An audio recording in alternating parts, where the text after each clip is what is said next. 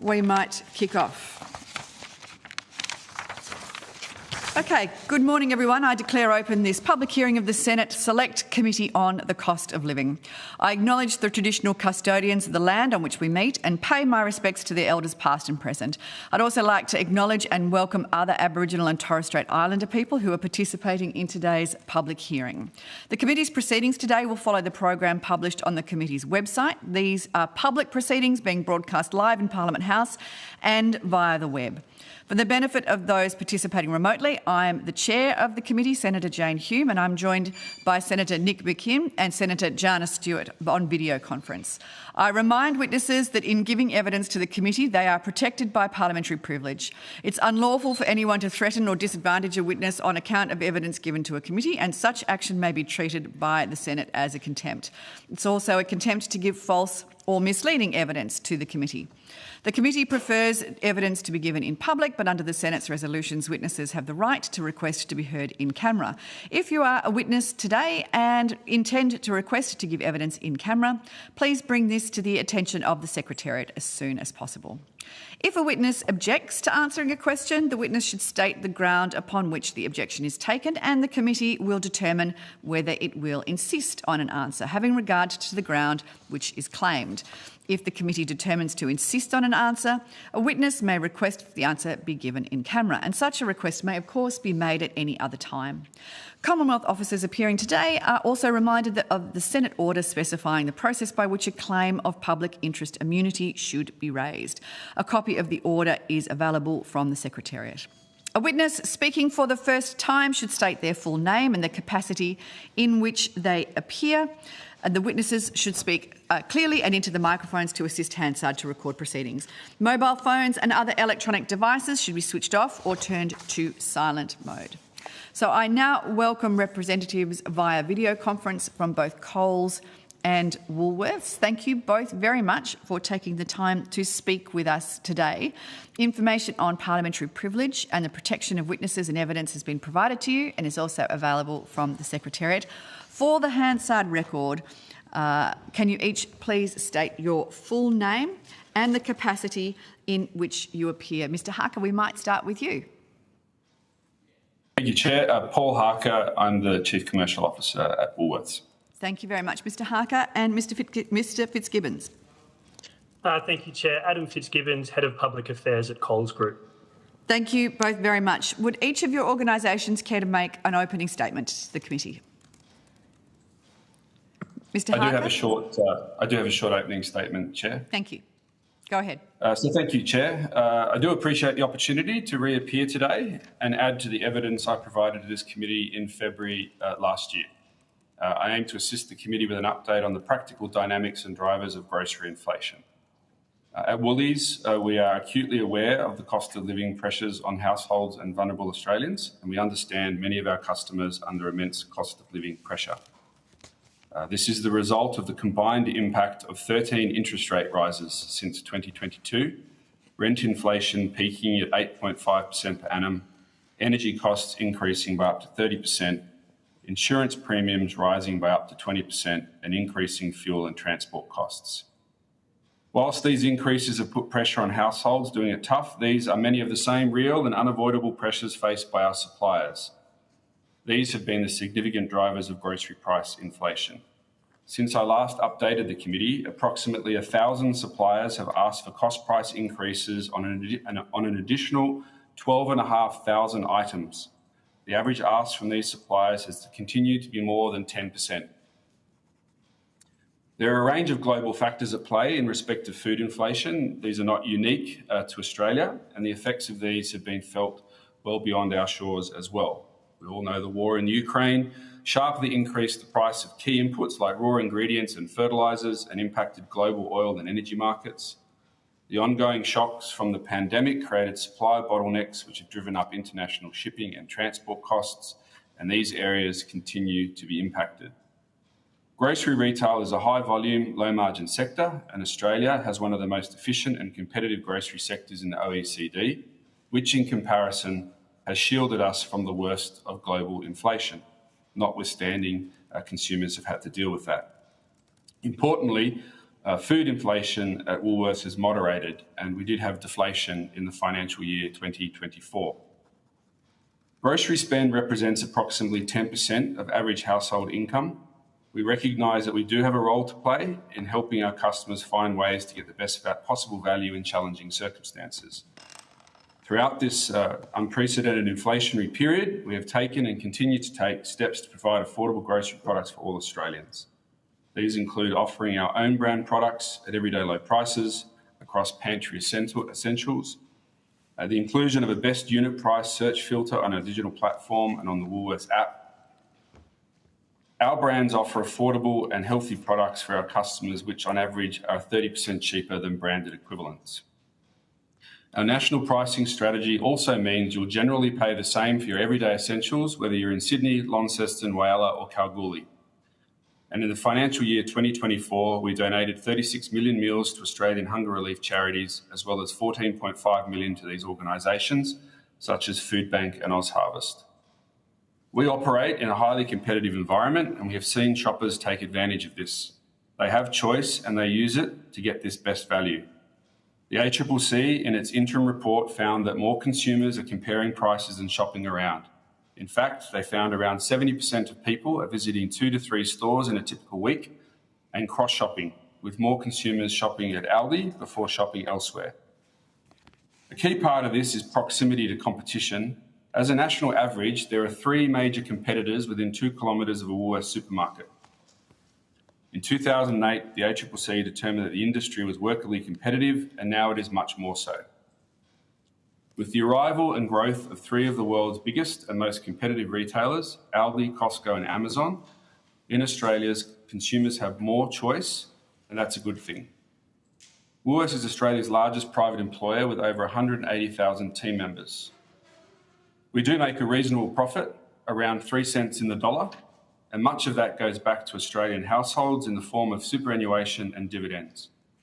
In the past financial year, we paid $1.35 billion in taxes, the same amount we paid to our shareholders in the form of dividends.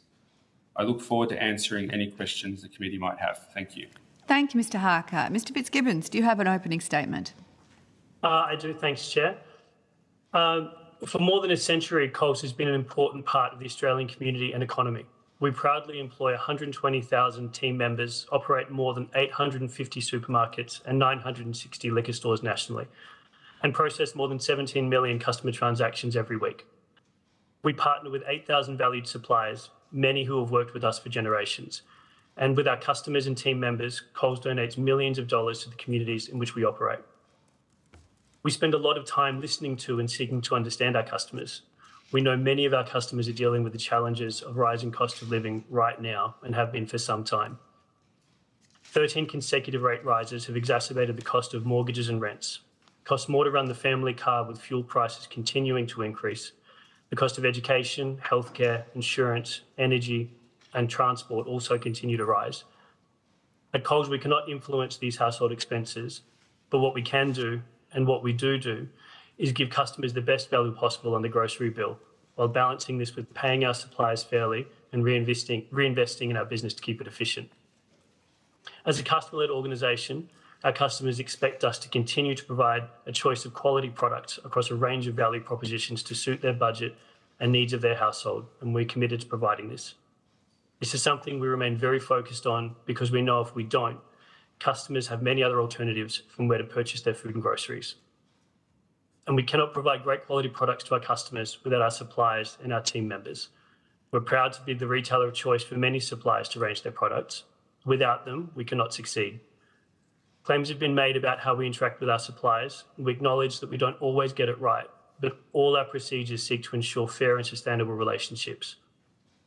What's been missing in the conversation is the many suppliers who choose Coles, suppliers who've been working with Coles for generations, some for more than 50 years, and many for 20, 30 and 40. Australian businesses have benefited because it's Coles' Australia First sourcing policy, which leads to all of our Coles own brand fresh beef, lamb, pork, chicken, turkey, duck, milk and eggs being sourced 100% from Australia and around 90% of all of our fresh produce. We value our supplier relationships and work hard to interact in a fair, honest and transparent manner. If a supplier does have a concern, not only do we have confidential, robust internal mechanisms, but we're bound by the Food and Grocery Code of Conduct, which has alternative complaint mechanisms and is enforced by the ACCC. We actively participate in Dr. Emerson's review of the Food and Grocery Code and will continue to work constructively through the ongoing consultation and implementation phases of the changes, as we have with all of the reviews and inquiries that have been going. We are listening and acknowledging to some of the concerns that have been raised by the farming sector, particularly the hort sector, around price transparency. Coles is very willing to be part of a solution that would involve greater transparency for fresh produce growers. And to that end, we have already engaged with AusVeg, Queensland Fruit and Vegetable Growers Association, and the NFF to discuss what form such measures may take. Our team members are the critical link between our suppliers and customers. They're working hard every day to bring great quality products into our stores and to give customers a welcoming experience when they shop with us. We are proud that thousands of our team members have worked with us for more than 20 years and that we continue to give many young Australians their first job. We are also proud of how, together with our suppliers and logistical partners, our team members ensure the provision of food and groceries across Australia during the difficult COVID years and through countless natural disasters. We remain concerned with the year-on-year escalating levels of threatening situations occurring within our business. We ask that all members of the community treat our team members with courtesy and respect with their words and their actions. For all of these reasons, 120,000 team members, 8,000 supplier relationships, 17 million customer transactions per week, it's important that Coles is a sustainable, profitable enterprise. For every $100 spent in our stores, Coles makes $2.60 in profit. Compared to many other industries and up the value chain, this is a very small margin. This margin has remained consistent over the last 6 years. It did not increase with the rise in inflation and is consistent with profit margins made by supermarkets overseas. The Australian grocery sector is highly competitive. We have to compete for customers, suppliers and team members, all of whom have many options where to shop, where to sell their products and where to work. At Coles, we welcome competition and we encourage governments to invest in infrastructure and to minimise regulation to make Australia a more attractive market in which to do business. More than 100 years after opening its first store, Coles continues to be a successful Australian business contributing to the Australian economy. This is because we listen to our customers and respond to their changing needs. We strive to treat our suppliers fairly and invest in long-term partnerships with them, and we value our hard-working team members. Thank you, Chair. I'll be happy to take questions from the senators. Thank you, Mr Fitzgibbons. I should mention that Senator Dean Smith has joined us too, so there are 4 senators around the room and we'll split our time reasonably evenly between the 4. I will kick off, though. I just want to ask both of you, has been a considerable time since we've had you before this committee. At the last cost of living hearing that you attended, Mr Harker, there was sort of a limited amount of information that you could give us about categories with the largest cost increases, and that was because you were in a blackout period just prior to the half-year results. But you did mention some inflation in fruit and vegetable prices and the protein category, specifically beef, I think you mentioned last time around. I'm wondering whether both you, Mr Harker and Mr Fitzgibbons, can give us an update on what categories you've seen price increases in the last 6 to 12 months or since your last appearance. Mr Harker, we might start with you. Thank you, Senator. I don't have the detail in front of me. I can broadly say, and I think we shared this, in the last financial year, fruit and vegetables and meat were in deflation. That is to say, prices consumers were paying were less than the previous year. So we had seen deflation in those core fresh category, which is a good thing for consumers. Most of the inflation that we've seen is in packaged groceries. And I think it's important to note that 70% of our sales are from products that are supplied to us by very large multinational corporations who have come to us citing the things that I raised in my opening statement as to reasons as to why we needed to pay double-digit cost increases on a lot of those processed and manufactured goods. And, with it being 12,500 items since we last spoke, that would be definitely more than half of our packaged grocery range experiencing price inflation. So it has been quite broad across the store in packaged foods. Mr Fitzgibbons? I would echo that the inflation that we've seen is certainly impacted our packaged goods. Over the period we've had from financial year 22 to 23, a more than doubling of supplier cost increase requests across the packaged goods. And so that's naturally flown through across the store, but it's, for the most part, the drivers of a lot of that have been things like shipping, packaging, and so any goods that are subject to those types of costs, which I'm sure you can appreciate is a great deal of them in a supermarket, are really subject to that inflationary pressure, and those are the requests that come through to us. Knowing that those prices have changed between fresh produce, the deflationary effect there, but an inflationary effect in packaged goods, have you seen a change in consumer behaviour that has come along with that? And I'm specifically interested in whether you've seen changes in behaviour between regional and rural sectors or stores as opposed to urban stores or city stores, and also differences between the states. Can you see any sort of significant shifts in consumer behaviour that you are either expecting or not expecting? Mr Harker, again, we'll start with you. Thank you, Chair. Look, I think if you start with thinking about our stores as ones that are in more affluent areas and ones that are in what I would say very strong mortgage belts or where people have lower incomes, I would say that all customers have displayed value tendencies. It just varies. So in some of the more affluent areas, you might see that people have cut back on out-of-home consumption, so going to restaurants less, and therefore coming into a supermarket, and they might be buying more high-end steaks and treating themselves at home, or indulging in premium ice cream, those types of things. So you are seeing a shift from out-of-home to in-home consumption.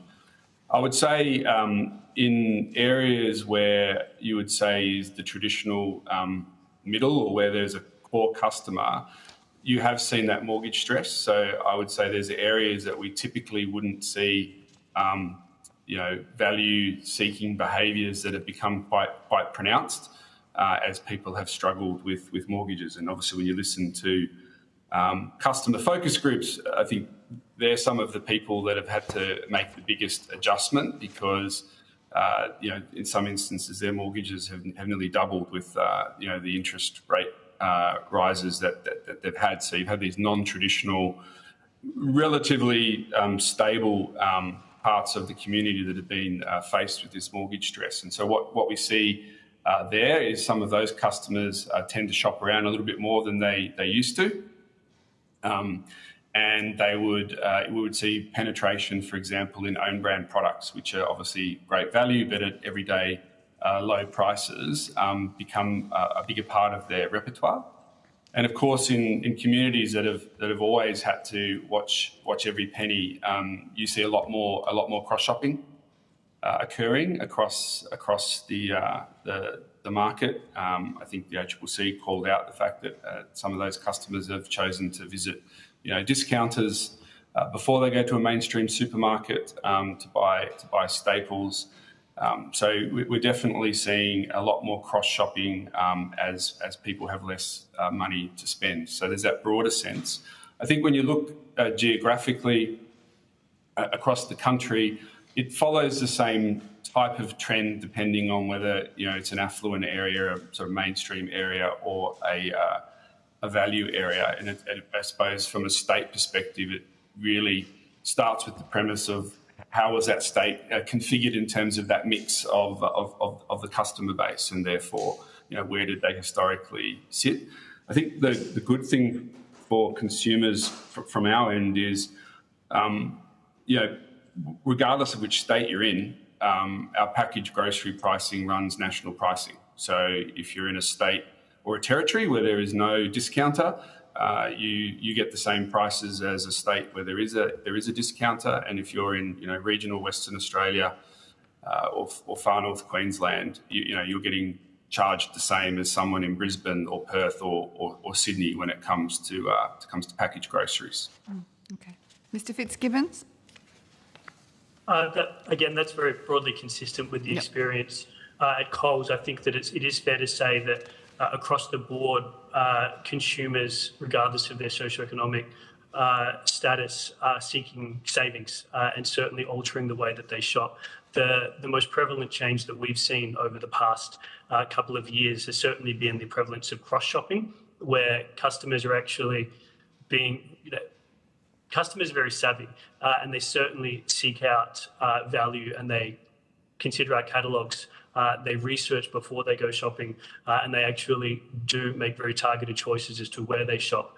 And what we're seeing in particular in the last few years is a prevalence of people who are willing to physically drive much further. So that cross-shopping has been a real feature that's developed at pace over the past few years as customers seek out value. I would echo Mr. Harker's comments regarding state-based pricing. It's a really important feature and part of how we actually ensure we keep groceries as affordable as possible in regional areas and ensure that the scale that we have is what enables us to deliver that value to those regional communities. Can I ask you, both of you mentioned that you seek and receive a lot of feedback from customers, and I'm wondering whether you've had feedback regarding how that's shaping your pricing policies, what it is that you're hearing from your customers over the last 24 to 30 months, and whether there's been trends in that. And I might start with you, Mr. Fitzgibbons, to give Mr. Harker a bit of a break and let you go out of the gates first. Absolutely. We very much so. We speak to our customers very regularly, and we know, as we said, that they're doing it tough and they are seeking value. That's one of the reasons why we've accelerated the rollout of what we call our Coles Simply range, which is the entry level. As part of our own brand offering, we have different price points and different entry points. From Coles Simply, which is the entry point into the category, and then that goes up through to Coles Finest, which is the premium offering as part of our home brand. What we're seeing is obviously as part of that drive to achieve value in the shop, consumers entering at that lower price point, at the entry point. And so what we've done is accelerated the rollout of the Coles Simply range across the store to ensure that customers can get those pantry staples such as pasta, rice, tuna, things like that at the most competitive price point going in. Okay. Mr. Harker? Yeah, thank you for the question, Chair. Look, we get a lot of feedback from customers. I might just share. I recently went shopping with one of our customers. Her name's Elaine. I won't give any other details away, but shout out to Elaine, who spent a reasonable amount of time with me in one of our stores, also one of our major competitors' stores, and a discounter. And she took me through how she thought about doing her shop, and she was extremely savvy, and she taught me quite a lot. Actually, it was quite humbling to understand how she was navigating across the market to get the best value, to get the best price for customers. And the thing that really struck me in doing that is she actually pulled up her phone and showed me the amount of groceries she was now buying from Amazon, who obviously scrape websites and have dynamic pricing and offer different pricing in different locales and whatever else. And so she was actually taking advantage of Amazon. So it just reminded me of how much competition had changed and how although we have sort of transparency with national pricing, that isn't necessarily true with some of the people that we're competing with. So we reflect on that and then think about, well, how do we best manage that for our customers? And it is through choice. We do have the largest range of a supermarket in this country, I believe, slightly higher than our nearest competitor. And it is about having that spectrum of products for customers to be able to choose from, whether it is opening price point products delivered through own brand or working with many of our suppliers on obviously the many brands that we have in our stores, and talking to them about how we could collaboratively work together to lower the cost of groceries for customers. And that's a big area of focus for us. I'm interested in how you make pricing decisions, and allow me to throw this one to you, which may be slightly out of left field. I'm not sure whether you guys consider Tim Tams to be an essential or a luxury good or whatever it might be. Personally, they're an essential from my shopping perspective. But there was some recent reporting in the UK that said that the price of from the UK, that said the price of Tim Tams in the UK is actually cheaper than they are here. So a 200-gram pack of Tim Tams in London is at full price, is at $6. It's in your stores, both of your stores, at $6 currently. But if I want to buy that same packet of Tim Tams at Tesco in London, it would cost me £2.50, which is about $4.86. Why is that? Mr. Harker, we might start with you. It's probably a great question for Arnott's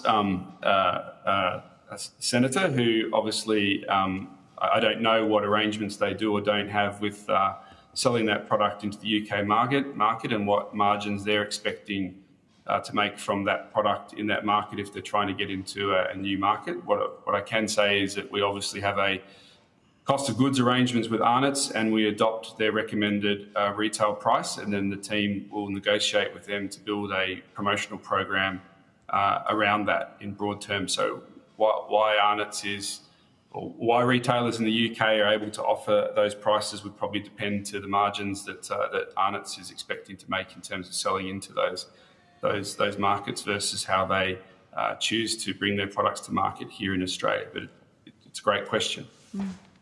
Mr. Fitzgibbons, can you give me an indication of why the price of Tim Tams would be cheaper in the UK, 17,000 kilometres away, than it is in Australia? I think the question almost presupposes that Arnott's sell their product to us at the same price that they would sell those products to other retailers internationally. That's not something that I or Coles would have visibility of at all, but I think that's certainly a question that would be very best directed toward Arnott's, who would actually have that information. We don't have visibility over, as we said, their commercials and what they sell that to Tesco's or their promotional arrangements with them, but those are the types of factors that would impact that retail price.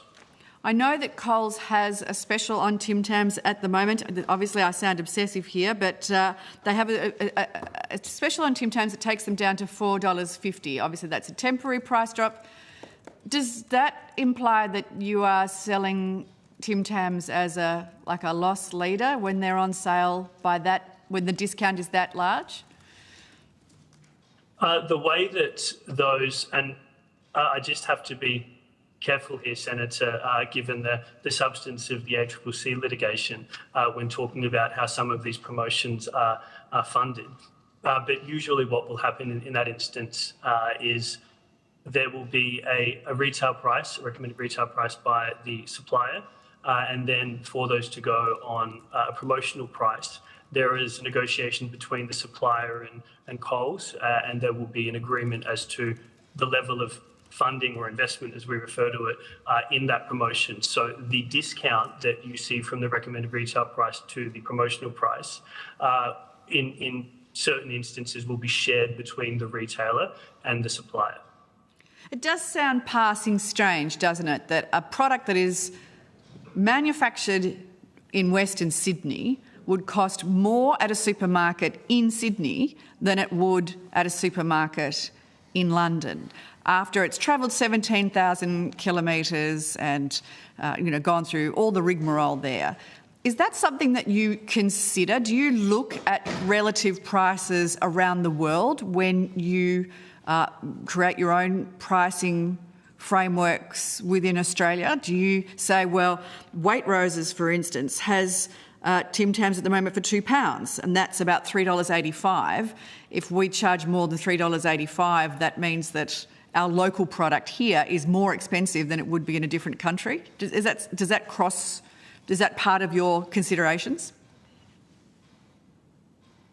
I might start with you, Mr. Fitzgibbons, there. Sure. I think that, again, when we engage with our suppliers, there is a particular price they will sell their products to us for.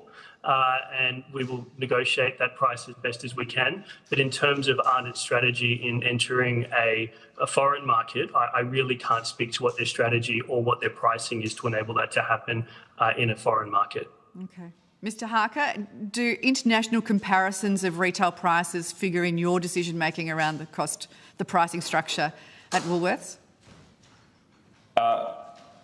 I would say broadly in the sense that you're describing, no, because the market constructs are different. So it sounds like that Arnott's have entered into an arrangement with somebody overseas on a particular price that means that they could sell that product at that price on a relatively consistent basis. In this market here, the strategy that I would say Arnott's have chosen to adopt is a high-low strategy. That is to say, they charge us a cost price and they recommend a retail price, and then they would provide promotional funding effectively to promote their products in an agreed arrangement that we would have, and we would go into negotiate it. Our preference is always to try and put as much as we can into the standard cost to try and offer more consistent pricing on a day-to-day basis, but it is actually the supplier's call to actually determine how much they would like to put into a standard cost and how much they would like to hold back and use as promotional funding, and that would be something that we would work with and we would negotiate with them on in good faith. We obviously have no rights to insist or demand on seeing any information or insisting on what's happened in other markets in terms of how we operate here. We are governed by the Grocery Code, and we will negotiate in good faith under the terms that the Grocery Code dictates. Right. So can I just be very clear then? You're assuming that Arnott's are selling their product to Waitroses or Tesco's at a lower unit price than they are to Coles and Woolworths, and for that reason, the retail price that you can offer must be higher than it is in a different country, in the UK. Is that right? I don't want to assume anything on Arnott's behalf. All I can say is in this market, we have negotiated the best standard cost that we can every day with Arnott's, and they have adopted a recommended retail price that we have taken, and we then put all our efforts into negotiating promotions on those products for consumers, working with Arnott's to unlock from their promotional funding to lower the price in this market. How they choose to go to market in other countries would be a question best asked to Arnott's about why they might adopt one model in the UK and why they might adopt a different model here in Australia. All right. Obviously, you understand it's very difficult for us to pull every single supplier into the room and ask them these questions. And they, of course, would then tell us that the margin on which the supermarkets place on those products is entirely up to them, and we should ask them about that. So it does seem that we go a little bit back and forth. We have had Mondelez and Nestle in the room, and that was the answer that they gave us, is that we need to ask you about margins on particular products as opposed to them. I will leave it at that, though, because I'm conscious of time. We have you for another half an hour. I'm going to split the time between the three senators that are attending today. Senator Stewart will allow you first 10 minutes, then Senator McKim, and then Senator Smith will take us home.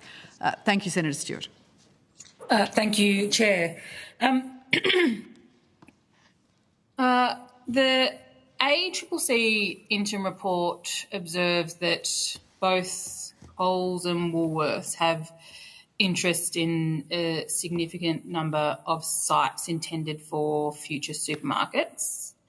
And the ACCC suggests that Woolworths has interest in 110 sites and Coles 42 sites. Can you share with the committee why it is you're holding on to these sites in the first instance? Where are those sites, and when do you plan to commence building? And I'm happy to go with Mr. Harker first. Thank you, Senator. I think it's important to note that the ACCC hasn't formed a view on the merits of the submissions in relation to the claims around land banking activity, and we did share with them that we had 110 sites that were attributed to us. I think it's important to note that of the 110 sites that were attributed to us, actually 46 sites are not actually owned by Woolworths. They're actually owned by external developers. So we have an agreement with them for a lease in place for a supermarket when they have developed those sites. And I think the vast majority of those sites are sort of multi-tenancy shopping centres, complexes that they've arranged into. So obviously the timing of those is actually not within our control. It's in the control of the developers who have just secured a lease agreement with us that when they do develop the site, that we would be one of many tenants. Of the 64 sites that we do own, I can say that 43 of them are either built or in stages of planning and delivery. So, actually... So 43 of the 64? 43 of the 64 are either built or in stages of planning and delivering. I know 4 sites are in the planning approval process, and as you'd appreciate, we obviously are very interested in making sure that when there are greenfield sites or suburbs that are being built, that those people who are going to live in those suburbs have a supermarket, and so obviously you're not going to open a supermarket before the population is there. And I think we have 17 sites where we're in the process of working those sites to be able to accommodate a supermarket. That is to say, we might have some land, but there isn't enough land to actually build a supermarket on that land. And so we would have to be working to, secure more land to be able to build a supermarket. I'm not actually part of the property team, so that's probably all that I can share on the actual sites. If there's any further questions on that, I would have to take them on notice. Yeah, thank you. And Mr. Fitzgibbons? I think it's probably helpful just to describe briefly how it is that Coles, acquires sites. And Coles has a program of, capital recycling, whereby what we'll do is we will purchase a site, develop a supermarket site on it, and then we tend to sell that site, lease it back, and recycle that capital and reinvest that into new sites. So I think it's important to note in terms of this conversation that 99% of all Coles sites are leased, they're not owned. And so that forms a really critical part of how we recycle our capital. We can't hold that capital. We wouldn't necessarily hold the capital for 850 supermarkets. That's why part of our strategy is to actually lease 99% of those sites and develop supermarkets on a rolling basis and then sell them on. I do note that in the interim report there were 42 Coles sites that were noted as being under Coles control, and there are a number of various factors as to what stage those sites are at. A number of them are under construction. A few of them will be preparing and lodging development applications. As Mr. Harker said as well, awaiting population to grow up around those. You won't open a supermarket without a population base to sustain it. A number of them are actually earmarked for sale. Some are tenanted. And there are a number of sites where they're undergoing amalgamation, where there is a site that's not quite large enough to have a supermarket placed on it. And so that might require amalgamation of a 2 or 3 sites adjacent to it to actually develop a parcel of land large enough to warrant a supermarket of various sizes going on. And that's largely the various status of where those 42 sites will actually be at. Yeah, thank you. And I will move on to a different topic because I'm pressed for time. And another thing that the ACCC commented on is that many suppliers receive prices below the cost of production and are often in a position where they're unable to negotiate key terms, and you can understand why that's very concerning, that they feel like they're unable to kind of negotiate terms with the big supermarkets. What are you doing to respond to reports of this conduct by your buying teams? Maybe I'll start with you, Mr. Fitzgibbons, to share the first answer around. Sure. As I referenced in my opening statement, it's certainly particular. I think you're referring naturally to the horticultural sector, the fresh produce sector, and we do acknowledge that there are challenges in that sector that have existed in other sectors as well, particularly meat and dairy, where transparency has been an issue, and we've worked really collaboratively and constructively with those sectors to change the business model to enable some of that transparency that gives suppliers the confidence to understand what it is that they will be, what return they can actually expect. I think in the dairy space, we offer 1 to 3 year contracts for milk production. And so that enables dairy farmers to actually make the investment with years in advance. I think that the challenge that exists within the hort sector is the sector itself, the market itself is structured very differently and is much more volatile from season to season, which makes some of that makes the similar model to roll out very challenging. As I said, we have engaged with the National Farmers Federation, AusVeg, and Queensland Fruit and Vegetable Growers Association to understand what measures would be of assistance to enable them to better plan what would happen going forward. I think that the challenges that exist within, which are acknowledged, I must say, by the NFF in their price transparency report that they released, issues paper they released last year, is that there are issues with identifying transparency measures that aren't anti-competitive. And so that can be a really challenging space when considering what it is that we can actually share. But what I will say in terms of coal supplies is that we enter grocery supply arrangements with all of our suppliers in advance of the season. And so they're aware of the volumes that we will be contracting for, and we negotiate that price effectively on a weekly basis based on based on the market price on a weekly basis. And having access to that database of prices through the Oz Market website, I think is a very useful tool to enable some of our suppliers to actually see what the market price is on a particular week. Thank you. Thank you, Senator Stewart. Senator McKim. Sorry, can Mr Harker just answer that question as well? I'm so sorry. I thought you'd paused to say that you were done, Senator Stewart. No, sorry. Mr Harker, we might let you have a crack at that one and then we'll go to Senator McKim. Yeah, thank you, Chair. Thanks. Yeah, I think if I start with fruit and veg, which we all know is a traditional supply and demand market in this country, and I'm also happy to send the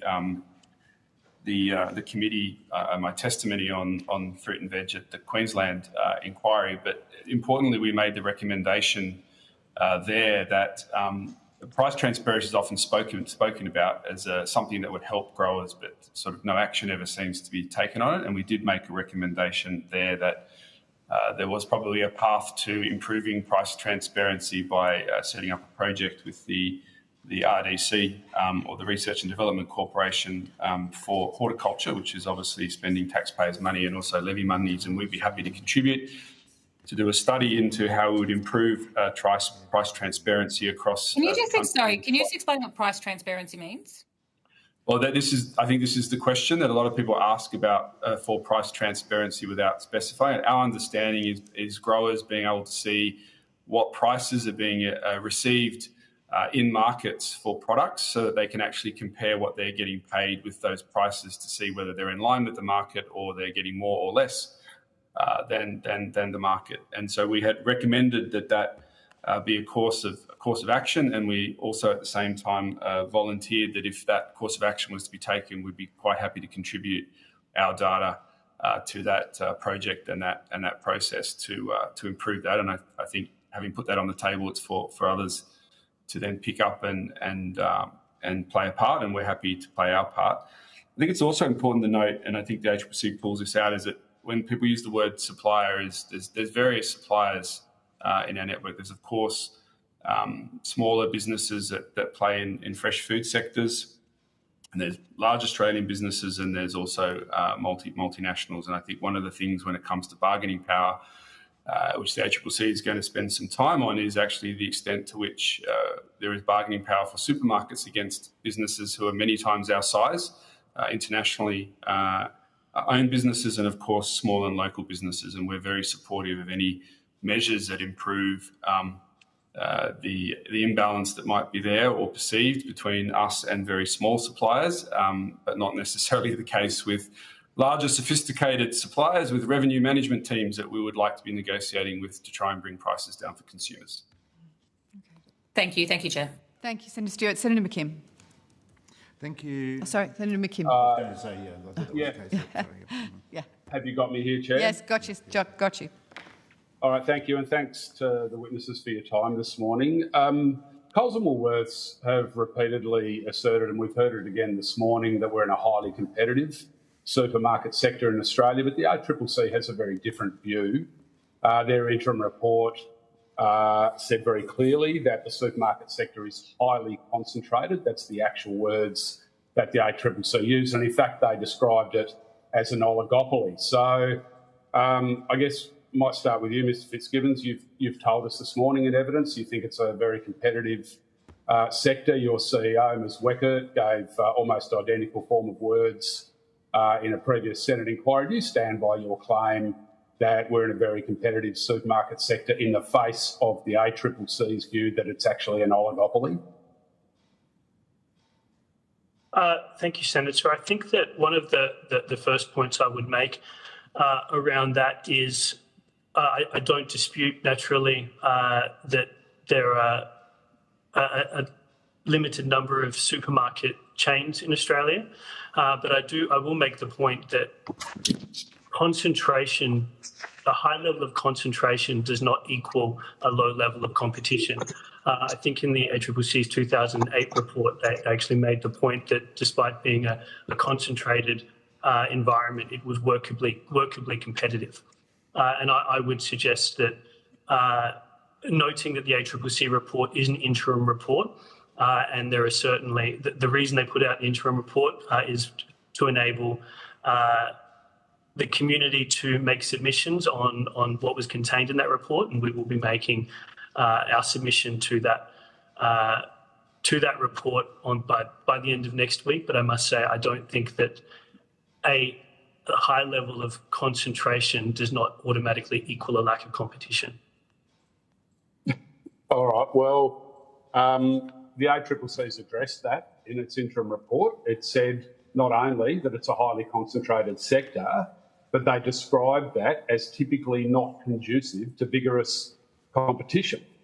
So you've got Coles and Woolworths both claiming, right up to CEO level, that we're in a highly competitive supermarket sector, yet the competition expert, the independent statutory competition regulator in Australia, has a very different view. I'm just asking you to try and square that circle for the committee and explain why it is that your lines or your view are so diametrically opposed to those of the ACCC. Mr Fitzgibbons. I think that one of again, I do make the point that it's an interim report, and we will be making submissions to that report that put our views forward. I do note that there's not necessarily consensus of views around that point, and that the former ACCC Chair Graham Samuel has certainly raised the alternative point and noted that compared with other overseas jurisdictions, Australia is more competitive, lower profit margin and pricing. So I do make the point that there are other very, very eminent competition experts who hold alternative views. All right, so your view, just to be clear, Mr Fitzgibbon, is that the ACCC is wrong to describe the supermarket sector in Australia as an oligopoly? No, I don't think that it's wrong to describe it that way. I think the purpose of the interim report is to enable commentary on some of the issues that they've put forward, and that's what we will do when we provide our submission. All right, so you do accept that it's an oligopoly then? We will be providing our submission to the ACCC's interim report. Well, sorry, you've just been very clear that you don't think it's wrong to describe it as an oligopoly, Australia's supermarket sector, so you accept that description, do you? I think that it's mentioned in the report that it's structured as an oligopoly. I acknowledge that that's how it's described in the report, yes. All right, Mr Harker, same question to you. Do you accept the ACCC's definition or description of the Australian supermarket sector as an oligopoly? And just so that we're clear what we're talking about here, an oligopoly is a situation where there is limited competition and a state where price control can be exerted by a very small number of market participants. Mr Harker, do you accept that description of the Australian supermarket sector as described by the ACCC? I think the important thing is the actual report says a concentrated supermarket sector is not in itself determinative of a lack of competition. That's in the report itself. The report also says that more consumers are comparing prices and shopping around, and that 70% of consumers are visiting 2 to 3 stores in a typical week and cross-shopping more than ever. So I think this is an interim report. They have made a number of commentaries and statements for further exploration, but they themselves have said that concentration is not a determinative of a lack of competition in that same said report. So do you accept that you're operating in an oligopoly? Well, I accept the fact we are a concentrated supermarket sector, and that's not determinative of a lack of competition, Senator. All right, thank you. Mr Harker, I'll stick with you for a minute. Is Woolworths fully cooperating with the ACCC's current inquiry into supermarket prices? Sorry, the ACCC inquiry or the process under which the ACCC issued their interim report recently that we've just been discussing. Are you fully cooperating with it? Absolutely. Why then is the ACCC having to use coercive powers to get data out of Woolworths and Coles, for that matter? They don't have to use coercive power. We've cooperated with every request that they've asked for. So the ACCC's interim report says that it actually has used compulsory information gathering powers to get data out of Coles and Woolworths. Why is the ACCC having to use those powers? Probably it's process, Senator. When they sent us the information, they send us a request for information. They do that from the get-go. It's actually in their initial request. They haven't had to rely on their compulsive powers to get the information. We've freely given it. All right. So just to be clear, has Woolworths refused to provide anything that the ACCC has asked for in that inquiry? No, not to my knowledge. All right, same question to you, Ms Fitzgibbons. Has Coles refused to provide anything that the ACCC has asked for?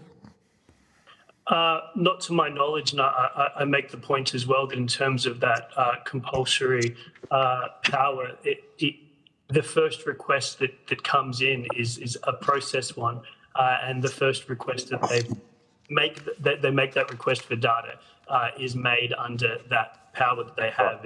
I just want to be clear that it's not, they didn't come to us, request some data, it was refused to be provided, and they relied on their compulsory powers. That would be incorrect. The first instance of a request for data was made under that power. All right, thank you. You've both said in answer to my last question, the answer is no, not to your knowledge. Could I just, which is fair enough, I might add, could you just both take that question on notice, please, and respond if there is any change to that answer? Mr Fitzgibbons, I think you're nodding. Mr Harker, is that all right with you, please? No problem at all.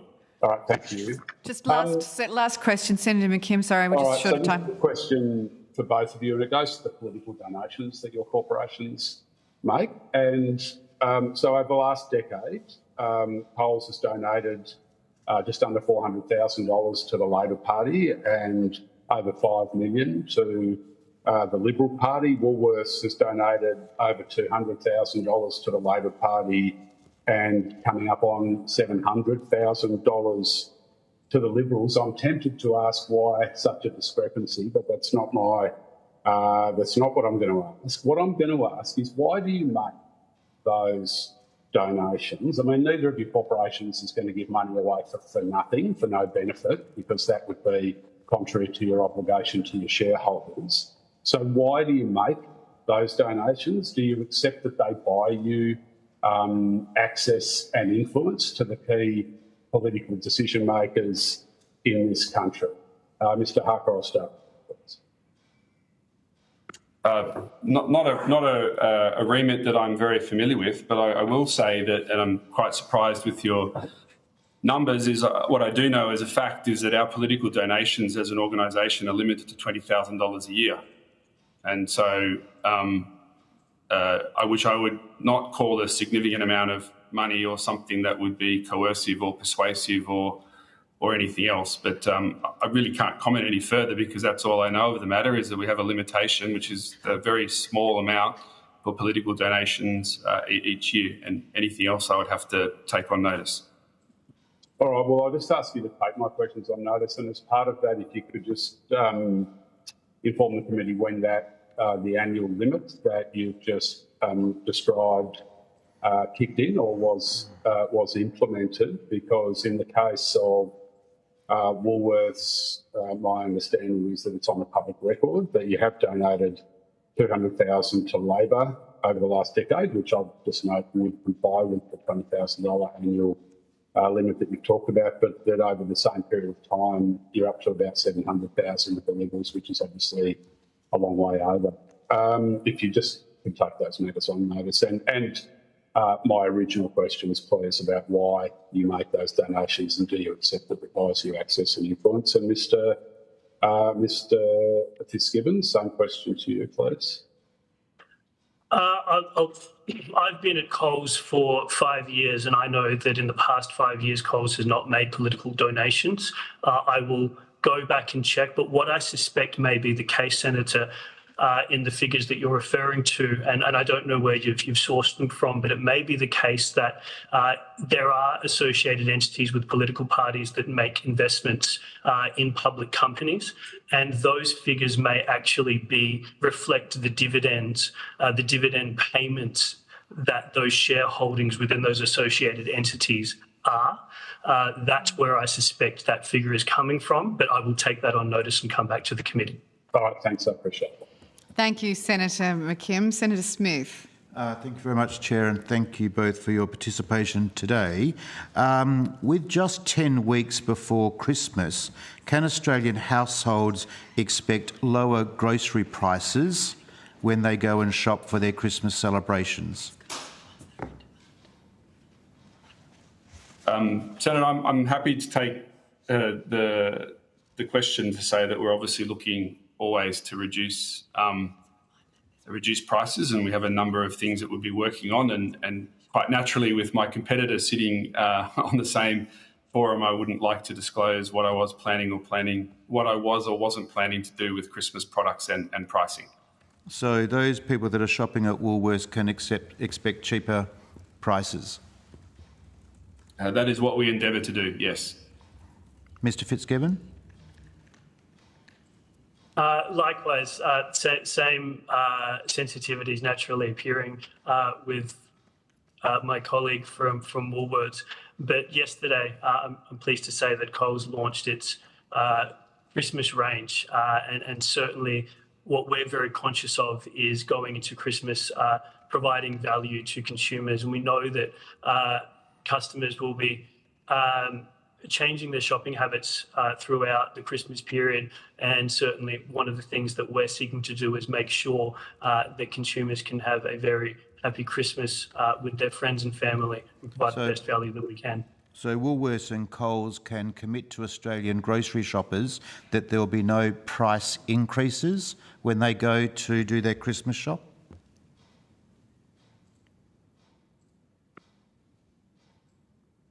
We would endeavour to work hard, Senator, but I can't answer for what suppliers may or may not choose to present to us between now and Christmas, but we will be working very hard to try and make sure that prices are not going up across our store. So Woolworths won't absorb any of those supplier cost increases? We often do, Senator, but clearly there's, as I said, with 12,500 items recently going up in cost. We choose how we would do that, and as I said, we've worked very hard on essentials and fresh foods to try and keep prices down there, and we will do the darndest that we can going into the festive season. Mr Fitzgibbon? Likewise, there's very limited control that we have over cost price increase requests. In fact, the Food and Grocery Code requires us to consider each and every one of those. I note that we're still in an inflationary environment, particularly in areas around shipping and cocoa, particularly increasing at present. What we can do and what we can commit to is providing also the best value. Also a very high interest rate environment, Mr Fitzgibbon. Correct. Relative to previous Christmases? I acknowledge that, and those costs are felt by businesses up the supply chain as well. And so we will certainly commit to providing the best value that we can so Australians can enjoy the best Christmas. The government received the final report of the independent review of the Food and Grocery Code in June 2024, and it accepted all 11 recommendations. The ACCC has released its interim report on the 27th of September and will release a final report in February. The government has announced a new mandatory food and grocery code, which is open for consultation as we speak. Yesterday, the government announced merger reform proposal, and the bill's been presented to the Parliament, and the government has announced consultation on the unit pricing code.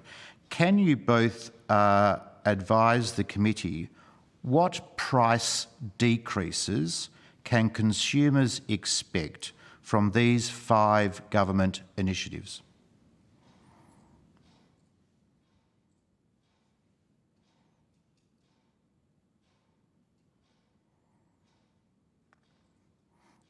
I can take silence to mean that consumers should expect no price decreases from these 5 initiatives. I think, Senator, we'll be contributing to the consultation around those. No, my question was, can consumers expect price decreases for their grocery items as a result of these 5 government initiatives?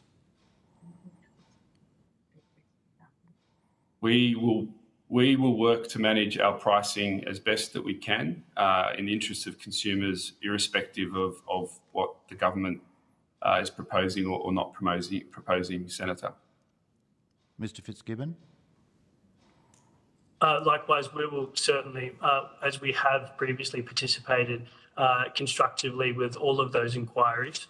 I appreciate that they seek to address various issues presented across the supply chain, but we will continue to work very constructively with these consultative processes. Thank you. Which one of those 5 government initiatives will deliver reductions in grocery prices over the immediate to medium term for Australian grocery shoppers?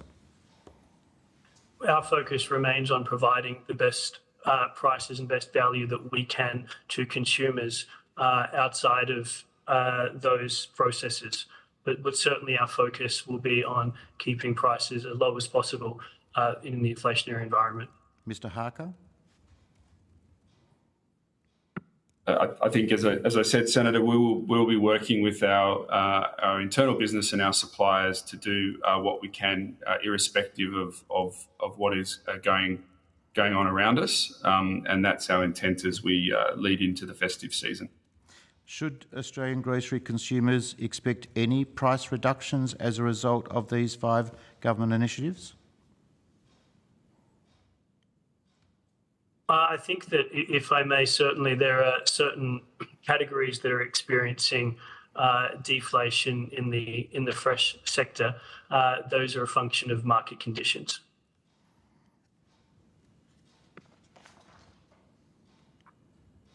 Mr Harker, had you answered the question?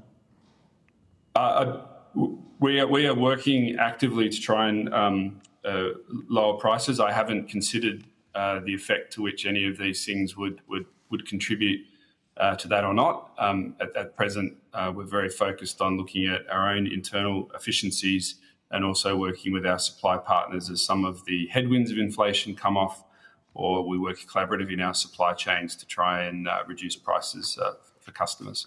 Just on the broader economic question, now that you raise it, Mr. Harker, how does Woolworths and Mr. Fitzgibbon Coles, how did Coles and Woolworths see the immediate to medium-term economic conditions in Australia? Obviously, you would pay very close attention to them. You would probably survey them because the broader economic conditions, interest rate repayments, costs of other goods and services would impact a shopper's ability to purchase in your stores. How would you characterise the economic outlook?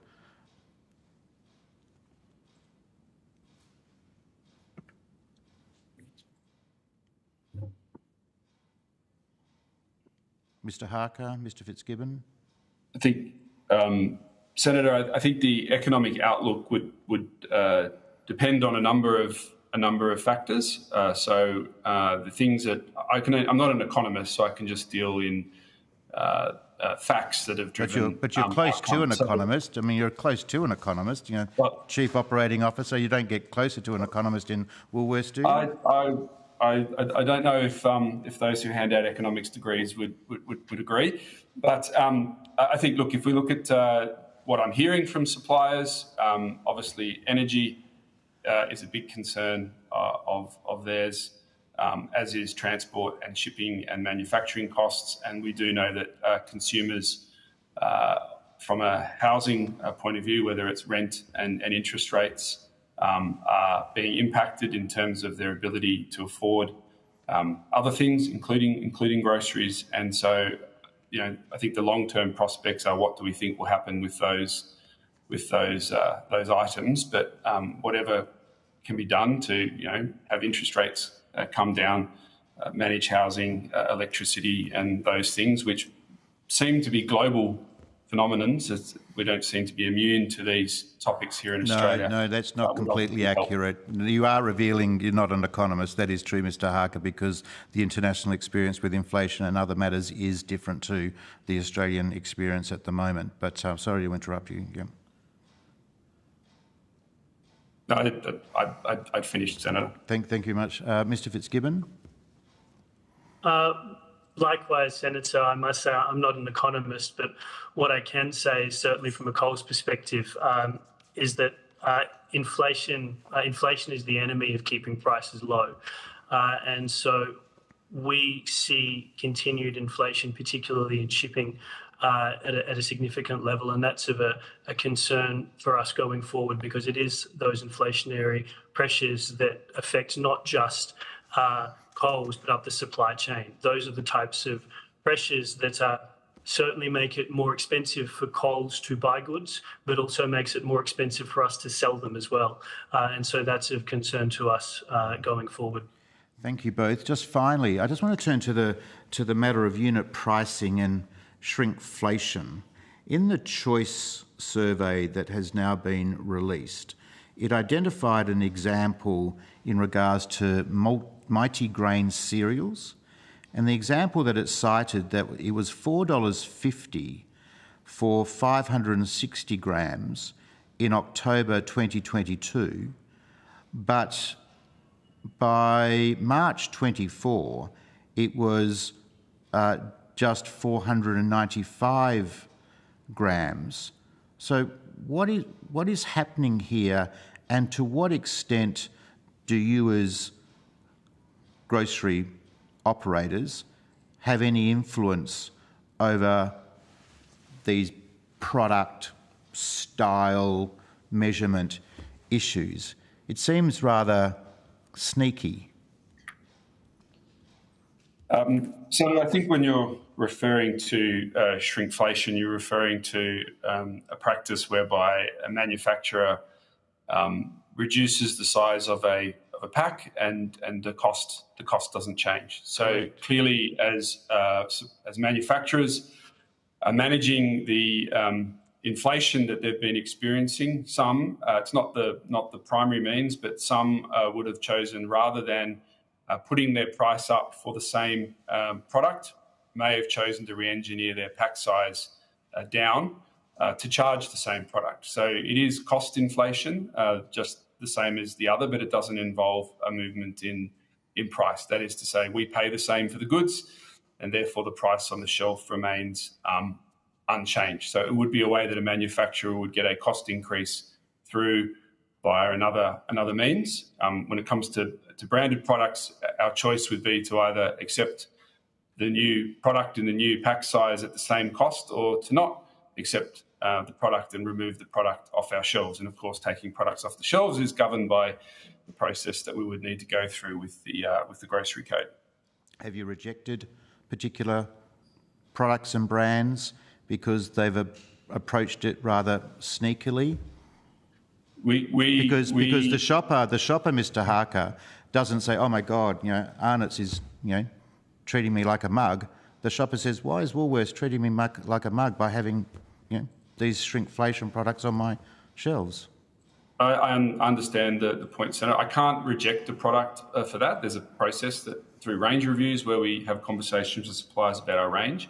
I understand the issue that you raise with consumers, and we'd be happy to work on a practical industry solution. In fact, probably the best course of action, given that often these products are in many channels, in supermarkets, convenience, fuel sites, etc., is that potentially maybe the manufacturer should be required to call it out on the packaging for a period of time when they've changed the pack size, so that consumers, no matter where they are and whichever channel they shop in, it would be evident to them that the pack size has been reduced. But I'm just speculating on the fly here, Senator.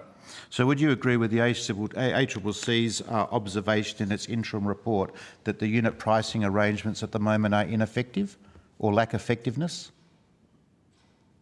I would say that we see unit pricing as a very important mechanism to communicate value to customers. Customers also agree with that. That's right.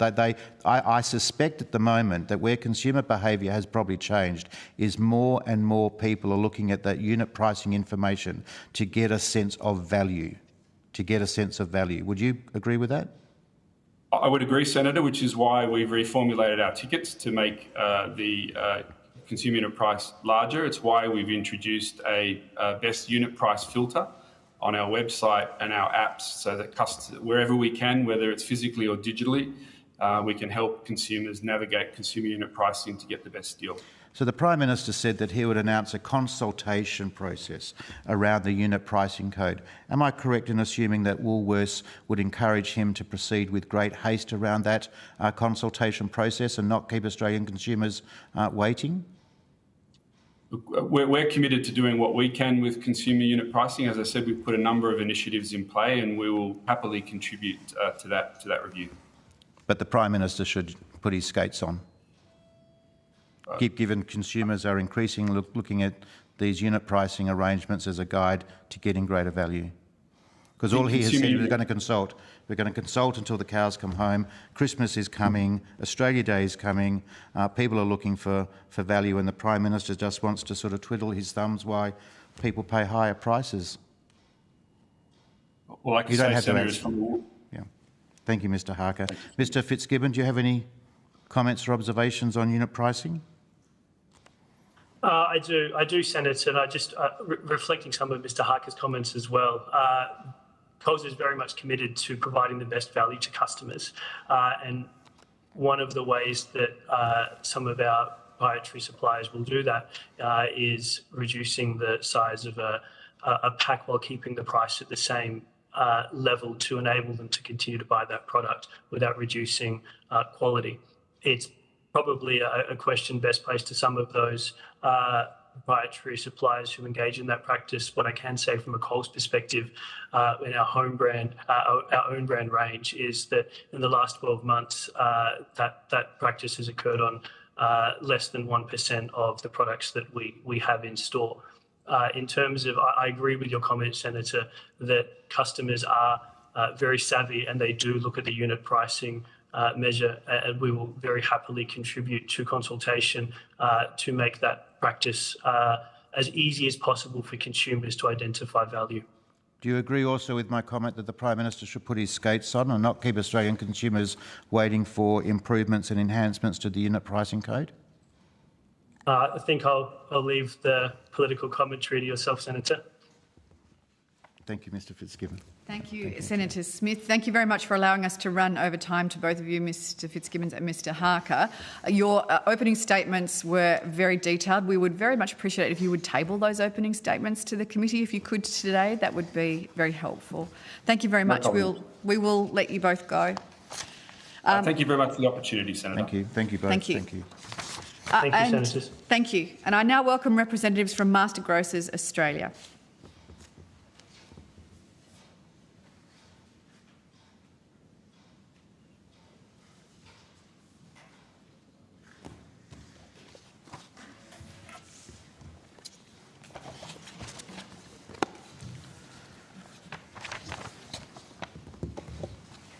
Thank you, Mr Weimer and Mr Sterling. I've got Mr Weimer on video conference, is that right? Yes, that's terrific. Right, thank you both very much for taking the time to speak to the committee today. Information on parliamentary privilege and the protection of witnesses and evidence has been provided to you both and is available from the Secretariat. For the Hansard record, could you each please state your full name and the capacities in which you appear? We might start with you, Mr Sterling, in the room, and then we'll go to Mr Weimer. Thank you. Martin Sterling. I'm the Director of Legal Services at Master Grocers Australia. Thank you. Mr Weimer. Lincoln Weimer, and I'm the President of the Master Grocers Australia and a retailer. Thank you both very much. Would you like to make a brief opening statement for the committee today? I'm happy to make that statement, Senator. Thank you, Mr Sterling. Senators, before I begin, I'd just like to quickly acknowledge the traditional owners on the lands on which we meet and pay our respects to their elders past and present. Senators, thank you for the opportunity to appear here today, and I'm grateful that Mr Weimer is able to join. Mr Weimer is not only the President of Master Grocers Australia, President of the Board, but he's also a retailer and should be able to assist this committee by answering retailer-specific questions. Master Grocers Australia is an employer association which represents thousands of independently owned and operated retail, grocery, liquor, timber and hardware businesses across Australia. We say that our members collectively employ in excess of 120,000 people and represent retail sales in the billions of dollars. Master Grocers considers that an important way to assist in the current cost of living problems experienced by consumers today is to support the independent grocery retailing sector. Most of Master Grocers Australia's membership are small and medium-sized retailers, and they are true local members of the community. And I say that because it's important to understand that it is often the case that independent locals are supplying these retailers in their communities. We do, however, acknowledge that there are significant obstacles and barriers that the independent grocery and liquor, timber hardware retailing industry experiences, particularly barriers of entry. There are high capital investment costs associated with operating and opening an independent retailer, often at great personal risk to the owners of those establishments. It's not unusual for us to hear that personal assets like the family home might need to be put up as collateral to establish lines of credit to run these businesses. We say that it's important for this committee and the Australian Parliament to consider the competition impacts of independent grocery retailing, and we say that smaller independent players like those of which who are our members struggle to compete against established and entrenched players in the market who have access to resources and capital which our members do not. We're also mindful that there are high input costs in running retail establishments at the moment, particularly with costs of energy and insurance and a complicated regulatory regime. It's often the case that it is one person in amongst our members in those respective businesses that are burdened with all the compliance of running that business, whereas other players in the market have access to hundreds, if not thousands, of employees that can support the compliance burdens of running those businesses. We're concerned about a complicated industrial relations system that is presenting challenges for our members to run their businesses, and we've had plenty to say on that topic in proceedings before the Parliament on previous occasions. We're also concerned about retail theft, antisocial behaviour, armed robberies, which are impacting our members and can have devastating consequences, not just for the ongoing viability of those businesses, but also on the safety and welfare of workers and owners of those businesses. It's worth pointing out that independent retailers often operate in regional communities where they may be the only supermarket in town, and we're consistently hearing feedback that it's getting harder and harder to operate these retail establishments. And the concern that we have is the impact that closing these businesses may have on regional communities in particular.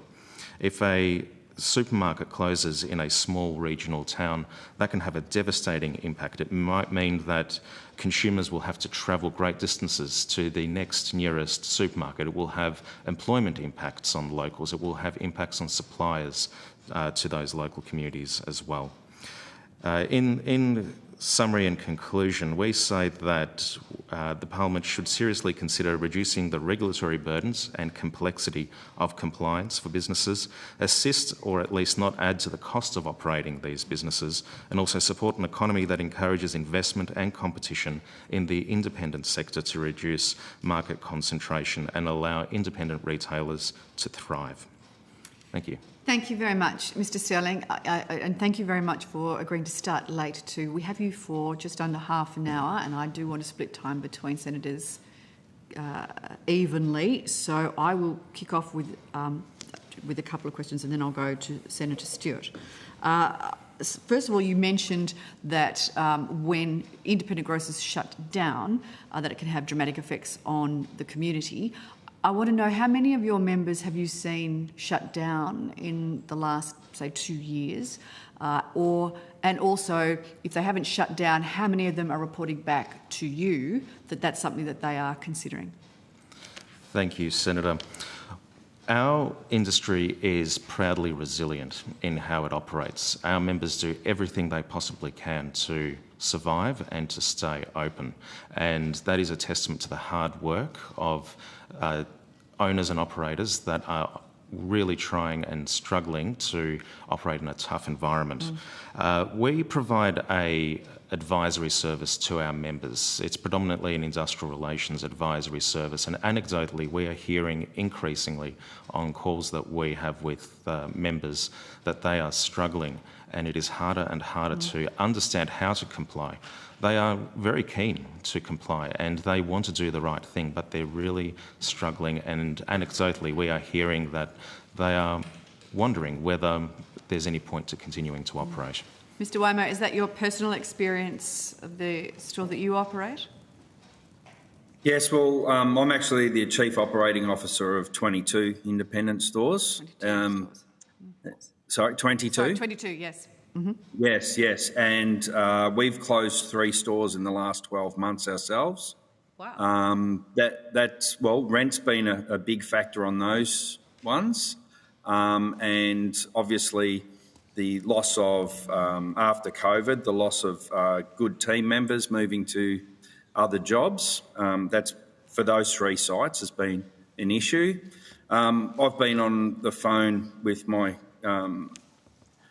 other independent retailers, and I've got people, literally this morning I had a guy call me and say he's not sleeping, feels like he's being a bad father, all this sort of thing, and it's hurting members big time. Can you talk to me about the industrial relations changes and how they're affecting the owner-operators of those businesses, and exactly what pressures that they're feeling? Is it the complexity of the system? Is it the increased wages that have come with it? What part of the industrial relations changes are causing the pressures on those businesses? Mr Sterling, I might start with you. Thank you, Senator. The feedback that we're hearing is that the system is far too complex. There is, of course, the added cost, that the labour costs associated with wage increases. Our members are not opposed to employees receiving wage increases, so long as those increases are sustainable, particularly in the context of their operations.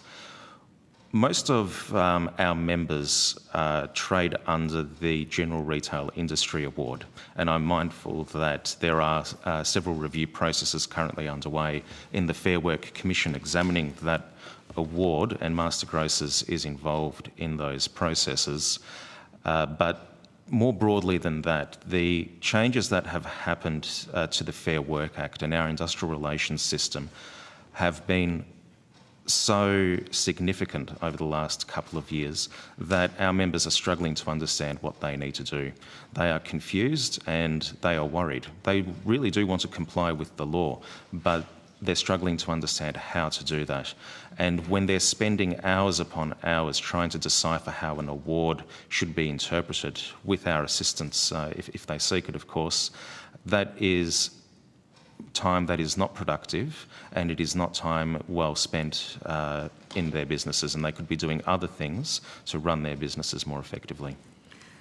Can I ask about the difference between the way independent grocers deal with their suppliers compared to the bigger supermarkets and with their market power? How does that operate? Do you sort of try to replicate the deals that they have, or do you have to strike completely different deals? How does that work?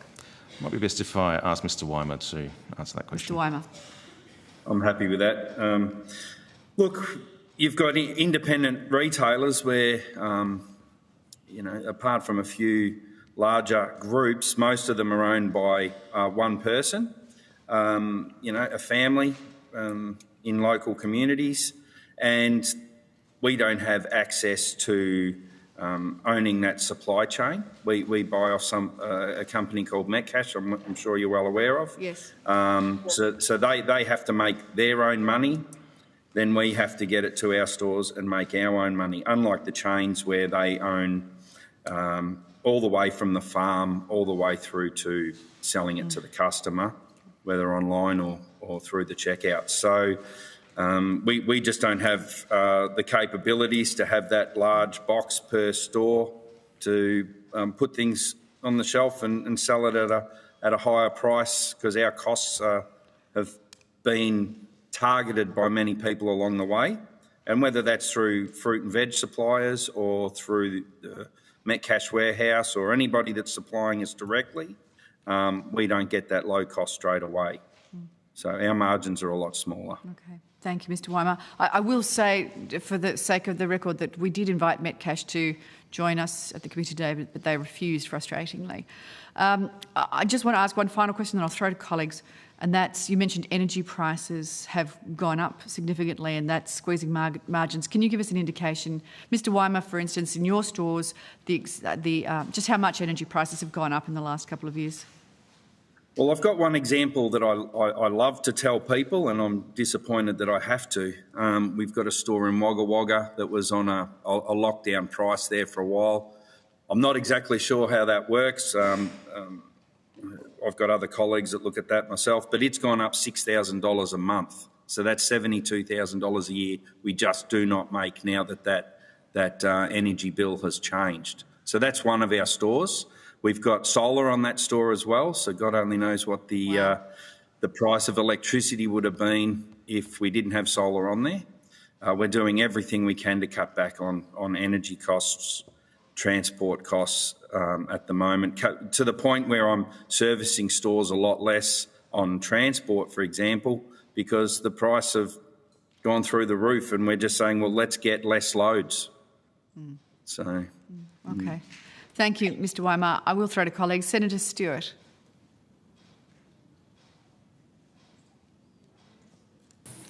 Thank you, Chair, and thank you to our witnesses for appearing today.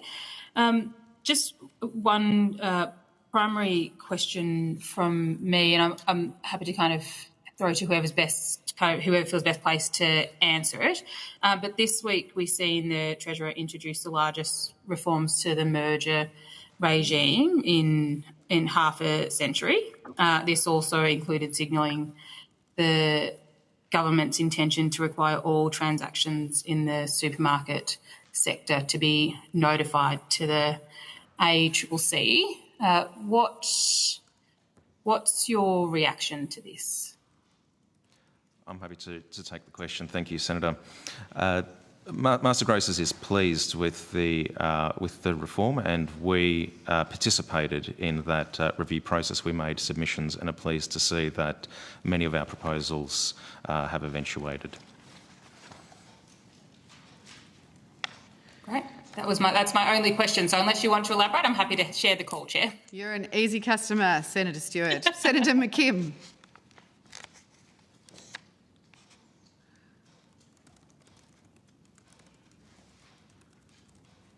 Senator McKim, are you there? Maybe we've lost Senator McKim, maybe temporarily. Senator Smith, we'll go to you. Thank you very much, and thank you for your participation today. The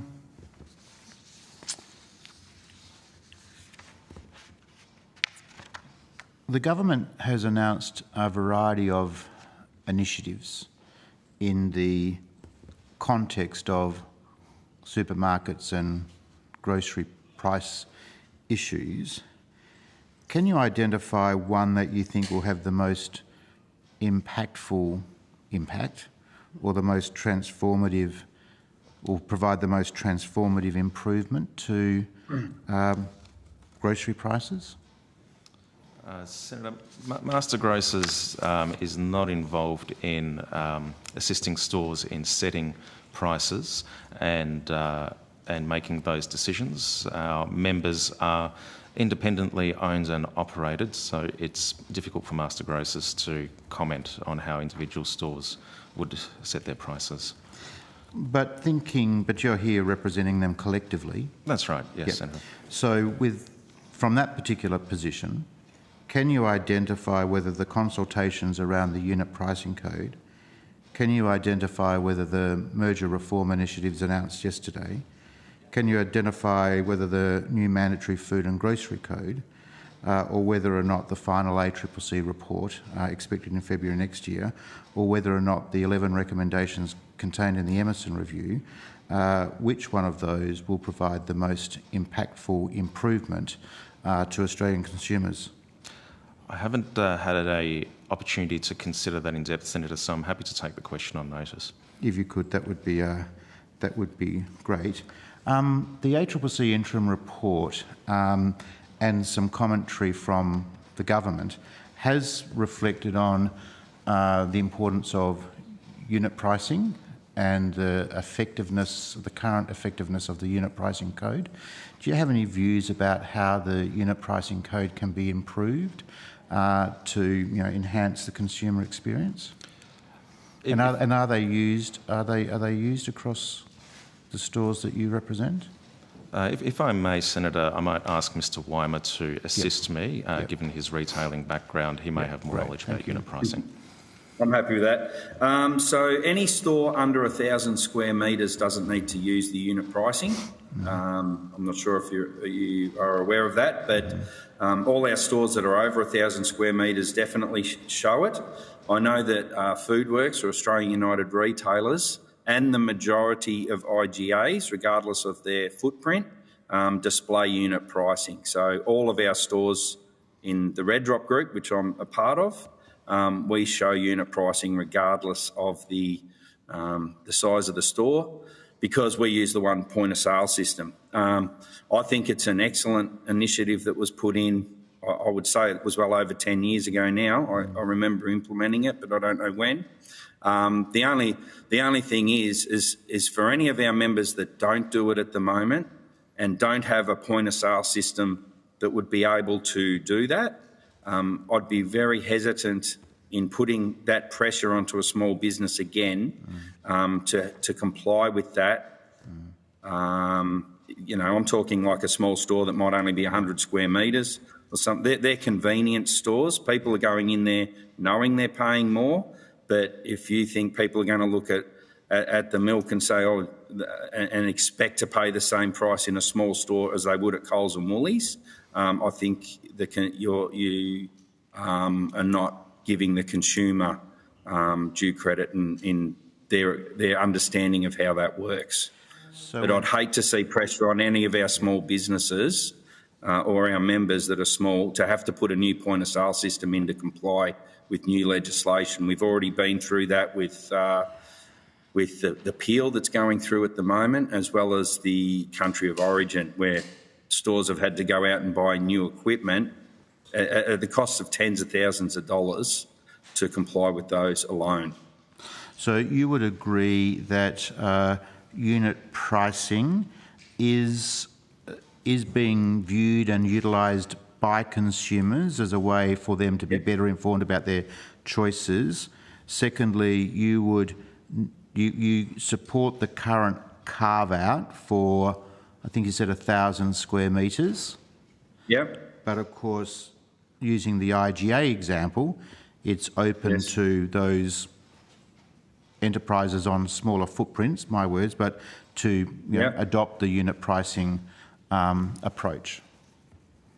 Yep, because putting unit pricing on a shelf in a store that's 150 square metres so that a person can compare it to a Woolworths at 2,000 square metres is ridiculous. And in the cost of doing business crisis, it would not make sense. It's not fair. You've got one person managing it in that store, that's some guy that owns a store, and all of a sudden you're throwing more red tape on him. It would be very unfair because we're drowning in that at the moment.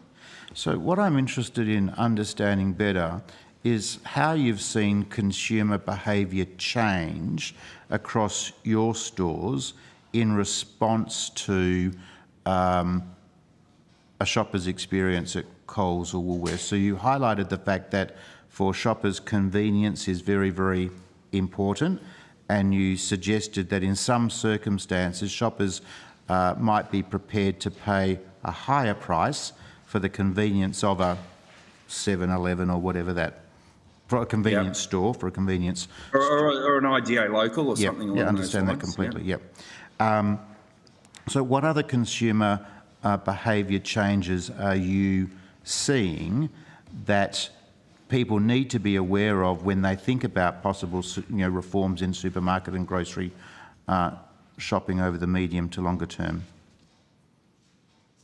Well, I can tell you since the end of COVID and since the cost of living pressures have come into play in the last couple of years, our percentage of store sales of promotional activities increased dramatically. We're not necessarily adding more promotions, but people are moving towards buying what's on promotion. Brand loyalty is going out the window a bit. So, for example, if Smith's chips are on special and Thins aren't, they'll just buy the Smith's chips. So people are jumping between brands. So that's the big one at the moment, is that people are buying more things on promotion and probably going towards house brand products a little bit more. So house brands like the cheaper version of a branded product. So they're very price conscious. Yep. And what are you expecting, or what are you foreseeing in terms of what you're expecting around the Christmas trade over the summer holidays? Because your stores high in convenience for people. So what change of behaviour or change in purchasing practices do you expect to see over this summer? Hard to say. People might prepare for their Christmas shop a bit better this year, which against independence, unfortunately, in our smaller stores and smaller towns, people will go to a bigger town and go to Coles and Woolies for that, and they might go to Kmart, which is in town that day, and do it all in one hit. We are, apart from a couple of my larger stores, we really don't have the Christmas shop because people go to Coles, Woolies or a larger independent for that. So Yep. So there's not. We don't stock a lot of Christmas items, to be honest. We're a convenience offer for anything that's I guess under 1,000 square metres. I would consider to be a convenience offer in this industry. So. Okay. Well, thank you very much for your participation. Thank you very much for attending today, Mr. Weimer and Mr. Sterling. We will let you go. Thank you, Senators. Thank you. And I now welcome representatives from the Treasury and from the Australian Competition and Consumer Commission.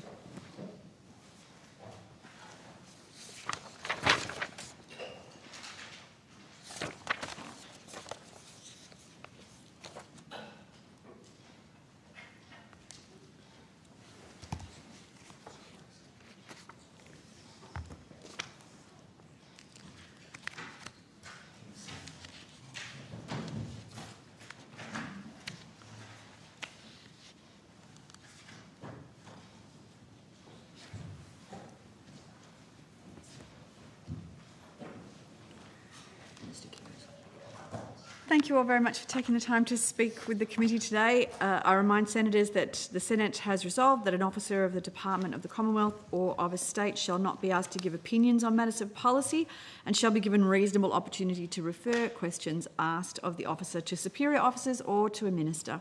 This resolution does not preclude questions asking for explanations of policies or factual questions about when and how policies were adopted.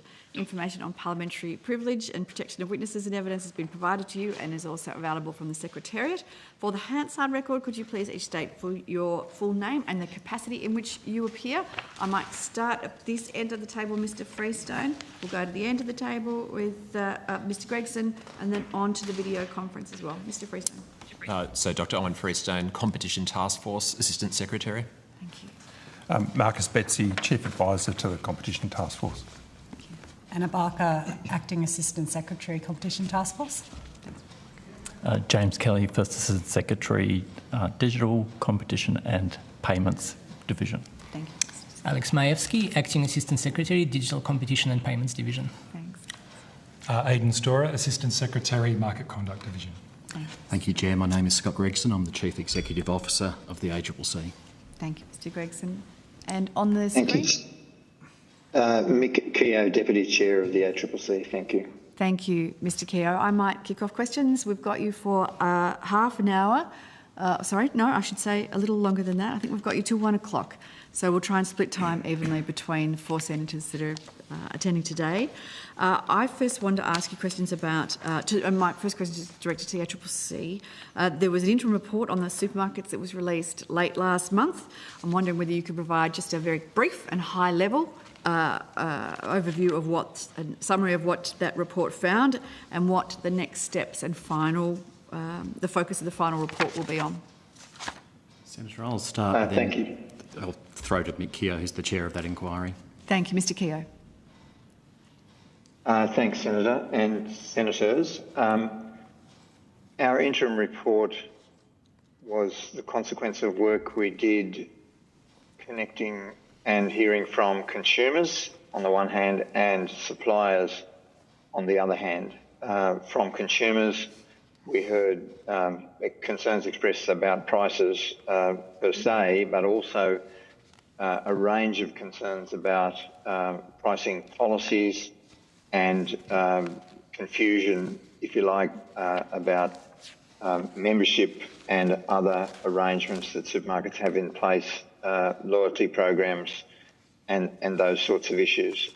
From suppliers, we heard a lot of concerns about the exercise of market power by the two major retailers in particular, with a focus on the fresh produce suppliers, although we did hear some concerns from others as well. The interim report was providing essentially a baseline of information around market shares, around issues like price inflation, etc., and setting out the scope of the detailed areas that we seek to fully investigate as part of the full inquiry. Where we have currently sought information in a great deal of detail from the major supermarkets, including both Aldi and Metcash, as well as the two majors. That information includes detailed pricing over a 5-year period, and we're also conducting what we're calling deep dives into approximately 14 supply chains that have been selected because of the sort of variations, if you like, around those supply chains. So they range from, for example, fresh produce through to processed goods, through to packaged dry groceries. And that will look at a whole range of issues around margins and costs through those supply chains. We've also obtained, using our information gathering powers, some 90,000 documents that go to things like strategies and decision making by the retailers, and that will certainly be a detailed analysis that we'll conduct of those and provide that in our final report. So we anticipate our final report will carry a very substantial amount of objective data, both in general about pricing and supermarkets' activities, specifically about those 14 or so supply chains, and also go to strategies and processes that are employed by those supermarkets. And that is due at the end of February. Thank you, Mr Keogh. Can I ask when the interim report was provided to government? I'd have to check with... I might have to take that on notice. Sorry, Mr Gregson, you had a date? 30 August. The 30th of August. And when was it released? It was released not too long after that. We'll see if we can give you that during the course of the hearing, Senator. Thank you. I want to ask about the merger reform legislation that was introduced yesterday. Is it clear to you how the supermarket designation that the Treasurer has announced is going to work in practice? Senator, I think it's fair to say that, as we understand it, the process will be that we provide advice to the Treasurer about particular sectors that we believe, for example, due to high levels of concentration or other factors, require particular scrutiny. If the Treasurer is accepting of that information, the Treasurer could then make a designation that, for example, all transactions or acquisitions by businesses that meet the criteria for that sector would then be subject to notification requirements to the ACCC and therefore scrutiny in terms of the effect of that merger on competition or that acquisition on competition. Right. So does it cover... It covers a type of supermarket as opposed to a brand of supermarket. And does it cover distribution centres as well? The Competition Task Force members who are in front of you might have more specific information about that. Thank you.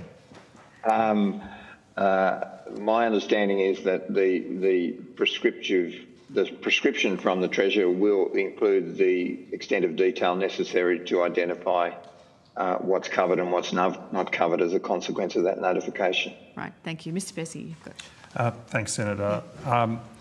Clause 51, capital A, capital B, capital Q of the bill sets out the process. It's a general process that applies. It gives the relevant minister, including the Treasurer, the opportunity to designate particular classes of business that ought to be subject to a notification requirement. It's not specifically drafted for the supermarket sector. It's drafted so that it can cover a range of sectors. The Treasurer indicated in the second reading speech yesterday that the ACCC had already flagged, for example, the fuel sector, the liquor liquor sector, I think radiation oncology as well. But the provision is broad enough to enable a number of different characterisations to be formulated in the instrument. There's a process set out in the legislation which includes the opportunity for the Commission to prepare a written report following a request from the Minister asking for some analysis that can inform a decision on notification. So it's quite a detailed process that's set out.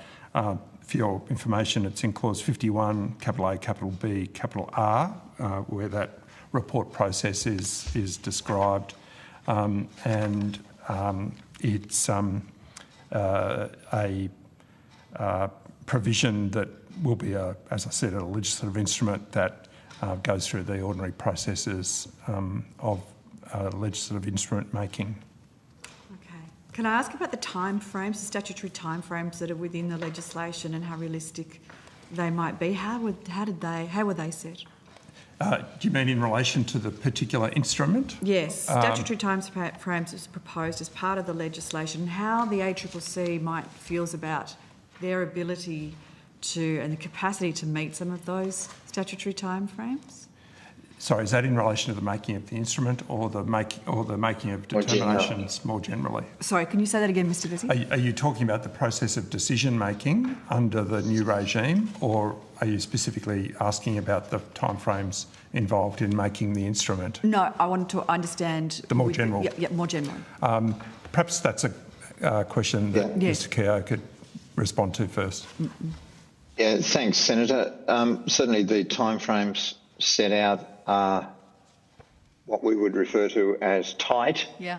But we believe we believe we will be able to meet those timeframes, and we think that's an important part of it because it provides assurance to businesses and those that are subject to notification that the matter will be dealt with in a predictable and expeditious manner. Okay. All right. I know that colleagues have more questions on this and I will defer to them. I just have one more quick question that I want to cover off on before I throw to colleagues around the CFMEU. So the former head of the ACCC, Rod Sims, said that if somebody said that the behaviour of the union was pushing up costs by 30%, that would not surprise me. I don't have evidence to support the 30%, but directionally it's got to be right, and I suspect the quantum is not far out. Mr Sims said that construction affected everything, from new supermarkets to office blocks, and the cost increases were being passed on to consumers. So I think that this effect of the inflated cost of building has been underreported, if you like. It's sort of one of those things that's been hiding in plain sight for a long time. There's been a lot of issues attached to the CFMEU's administration, and that includes accusations of quite significant collusion and cartel behaviour between businesses, between unions, and in some cases super funds as well. I want to know whether the ACCC has considered launching any investigations on the back of the findings of the administrator, or the administrator has been speaking to the ACCC, or whether the ACCC has considered responding to the media allegations that were in the 9 papers. What is the ACCC's role here with the CFMEU? Mr Gregson, I might ask you this question. I'll invite Mr Keogh first if he wants to, Okay. but if not, I'll make some comments. Thank you, Mr Keogh. Senator Hume, you may be aware that the ACCC, prior to the administration processes for the CFMEU, had already taken action in relation to secondary boycott allegations in the building sector in Brisbane, and that matter has been subject to appeal and is now before the High Court. So that provides, in some respects, an answer to your question, but more specifically, there hasn't been, as I understand it, unless Mr Gregson corrects me, any direct communications, for example, between the current administrator of the CFMEU and the ACCC. So is is the ACCC then providing advice to government about how those powers that you are seeking to use could be better strengthened, and whether there are other areas in which you would seek further powers, say things like non-compete clauses? Is that something that the ACCC could be looking at? I suppose the one the case that jumps to mind is the Hutchison case and the revelations that we saw regarding the conduct of CFMEU in the Hutchison case. What is it that the ACCC are now recommending in order to be able to better improve competition and anti-competitive behaviour, I suppose, and consumer protections in this industry? I think it's fair to say we haven't made any recommendations of that nature to government. We are quite keen to progress the matter and hear it resolved by the High Court.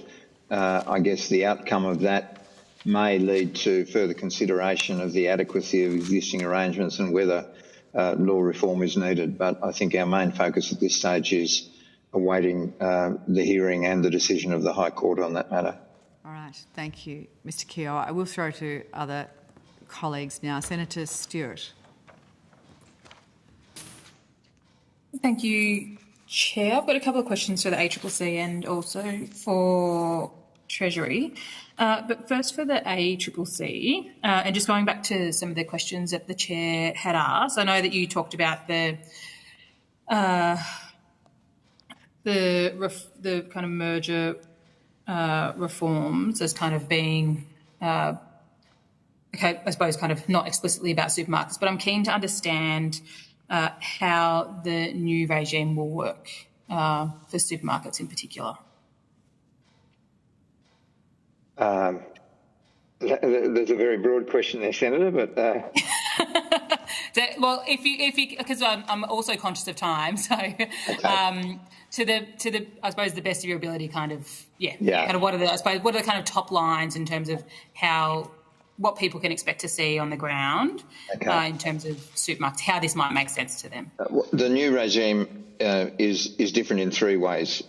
Firstly, notification of the ACCC is mandatory in the event of an acquisition that meets the threshold requirements. So that's the first point. Secondly, it's suspensory in that it's illegal under the law for that transaction to proceed until it's been notified and given clearance to the ACCC. And thirdly, it's administrative in that in the new regime, the ACCC becomes the primary decision maker. It's subject to appeal to the Competition Tribunal, but essentially rather than these matters being heard in the courts over an extended time frame, the process envisaged is that the ACCC will be the primary decision maker. So that's a broad outline. You note I mentioned thresholds. So the thresholds are financial ones in relation to turnover, and they were decided on because they give greater certainty to businesses than, for example, something like market share or something of that nature. The aspect that Mr. Betsy gave an explanation of is in relation to the acknowledgement that, for example, in creeping acquisitions by a supermarket, it may well be that a major retailer acquires an independent retailer for less than the threshold amount, and therefore potentially the requirement to notify the ACCC isn't triggered by that.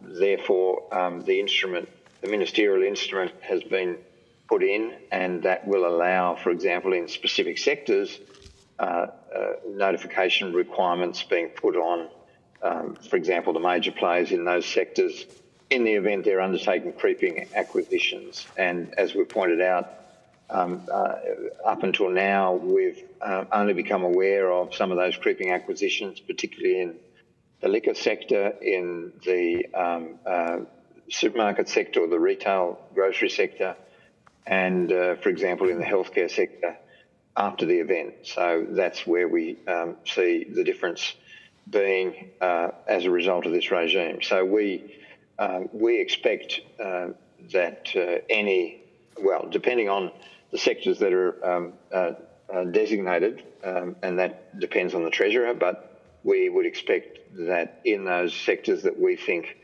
are particularly important in terms of the level of concentration and the outcome in terms of competition and consumer benefits, that we would expect to see a requirement for notification of all those transactions in those sectors. Thank you very much. I might just go to Treasury next and then come back to some ACCC questions if time allows. The Treasurer announced that there's some work underway through the National Competition Policy to look at zoning and planning. Can you tell the committee some more about that work, please? So last December, KIFA agreed to look at revitalising national competition policy. And in March, KIFA also agreed that they supported development of possible cost of living reforms.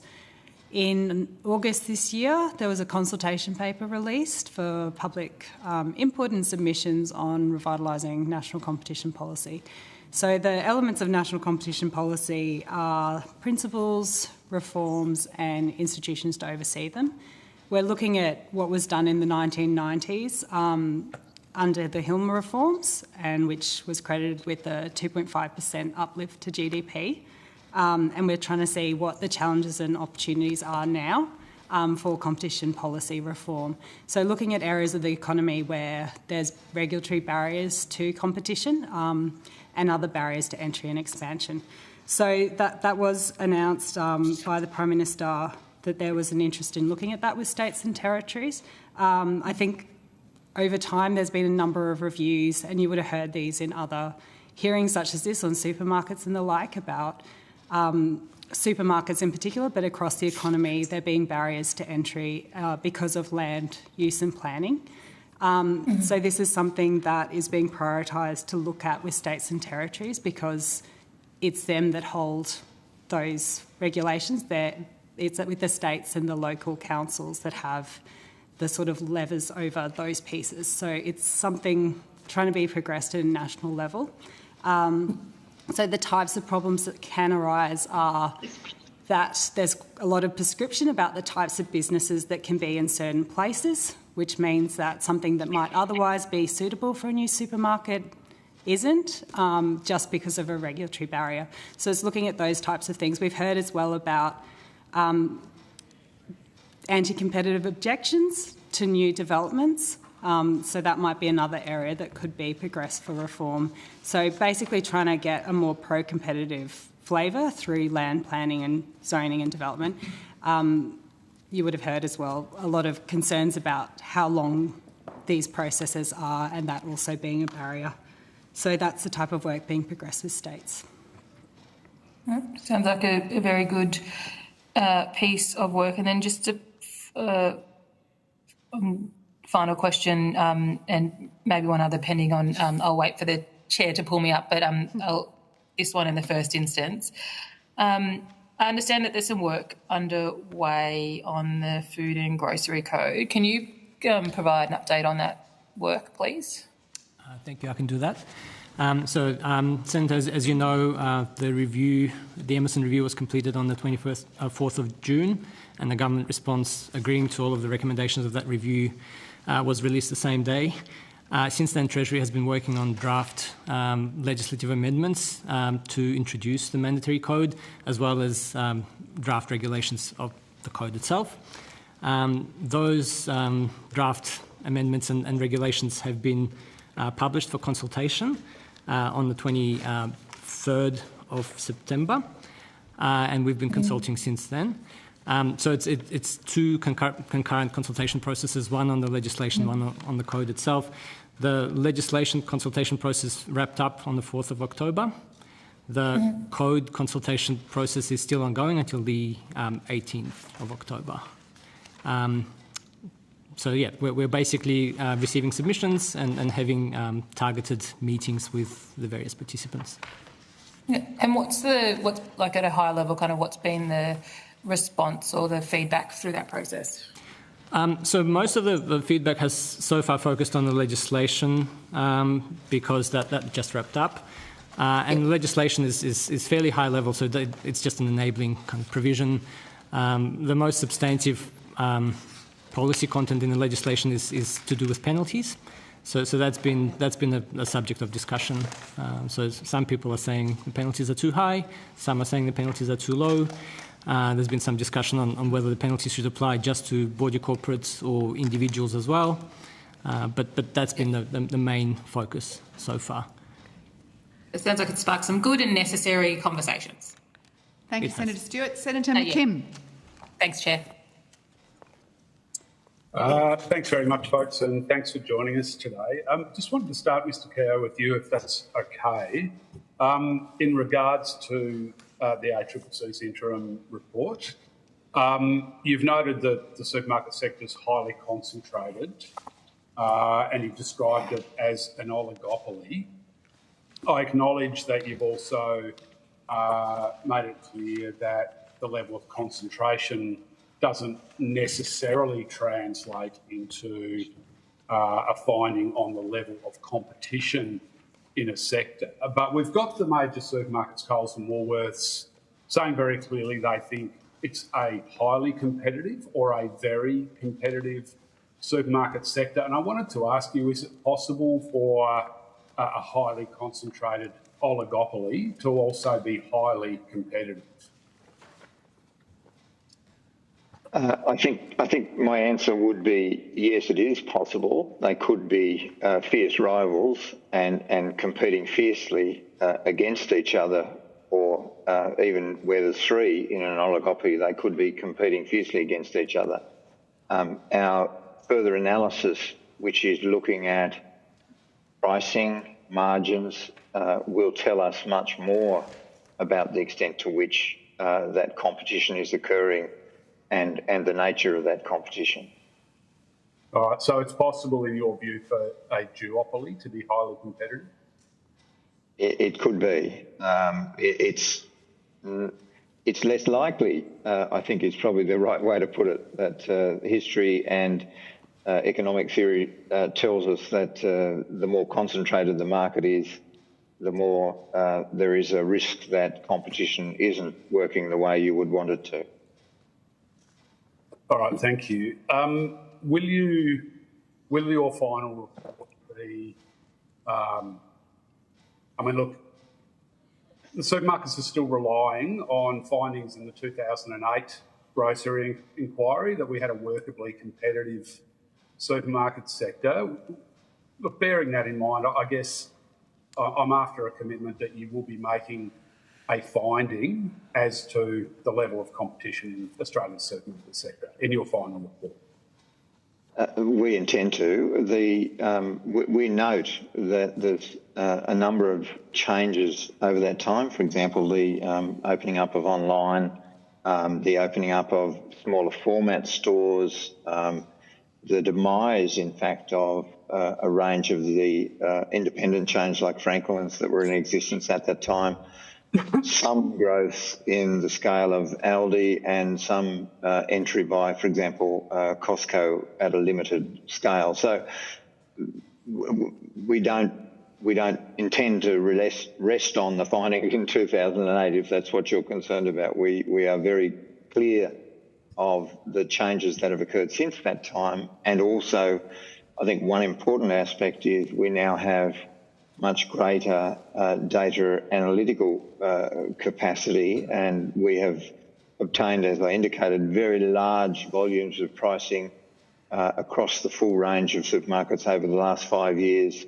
and we will be doing those deep dives into the 14 supply chains. So I think we can confidently say that our analysis will be much more objective and data-driven than was perhaps feasible in 2008.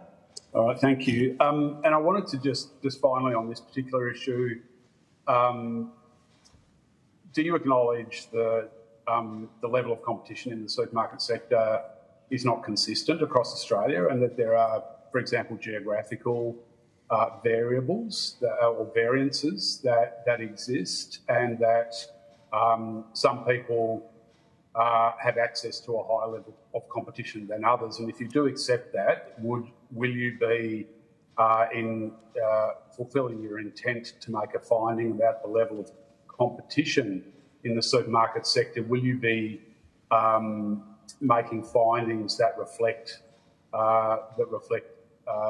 that discrepancy across geographical regions?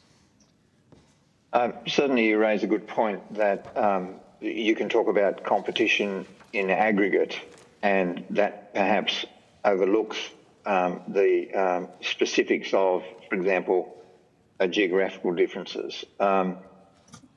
We would typically, in looking at a merger, for example, look very much at the local market level and try and understand what's happening there and the level of competition there. Suffice to say, in this inquiry, I don't think we will be able to get down to that level of detail. In other words, specify the specific geographical areas where we think competition is lacking, for example. That said, we have, for example, in our consumer survey, which more than 20,000 consumers responded to, been able to disaggregate to the extent of understanding responses, for example, from rural and regional, and that's given us a quite interesting picture, which we reported on in our interim inquiry, and that is the number of, for example, rural and regional consumers who responded that they only have one supermarket available to them. So we're certainly aware of that. I'm not sure we'll get down to defining, for example, the geographic regions where we believe competition is deficient in supermarkets, but we're certainly aware of that issue. Would you consider breaking it down at least to a state and territory level? Like, I mean, I just think about my home state of Tasmania. No Tasmanian is going to be reassured about the fact that Aldi delivers greater competition in its supermarket sector.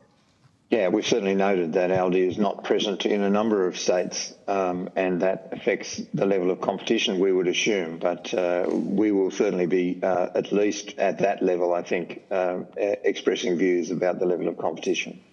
Oh, thank you, Mr. Perry. I appreciate that. I wanted to ask about your engagement with supermarkets during the course of the inquiry. Could I just start by asking why you landed on the 5-year figure for historical data? It was a degree of pragmatism in around the records that are retained by the supermarkets, including the difficulties they had in terms of some of their legacy systems. So we were trying to make sure that we were being sufficiently pragmatic and practical in terms of what was available. Okay, thank you. Your interim report made it clear that you are using your compulsory information gathering powers that exist in the Competition and Consumer Act. Can I ask whether that was simply your default approach, or did you decide to exercise those powers as a result of any level of concern about the compliance that supermarkets were providing the ACCC? No, Senator, under what we would refer to as a Section 95 inquiry, which is one where the Treasurer specifically directs us to conduct an inquiry, our powers under Section 95ZK are automatically triggered. So when we've conducted similar inquiries in the past into supermarkets, into the water markets, into the dairy sector, we've used those powers. So it's a routine use of those powers associated with this type of inquiry.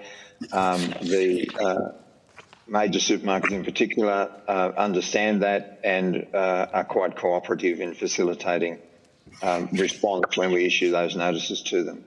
All right, thank you. And do you have any, has the ACCC noticed any, or do you have any concerns about the way the supermarkets have responded to your requests for data in terms of completeness of the response and timeliness of the response?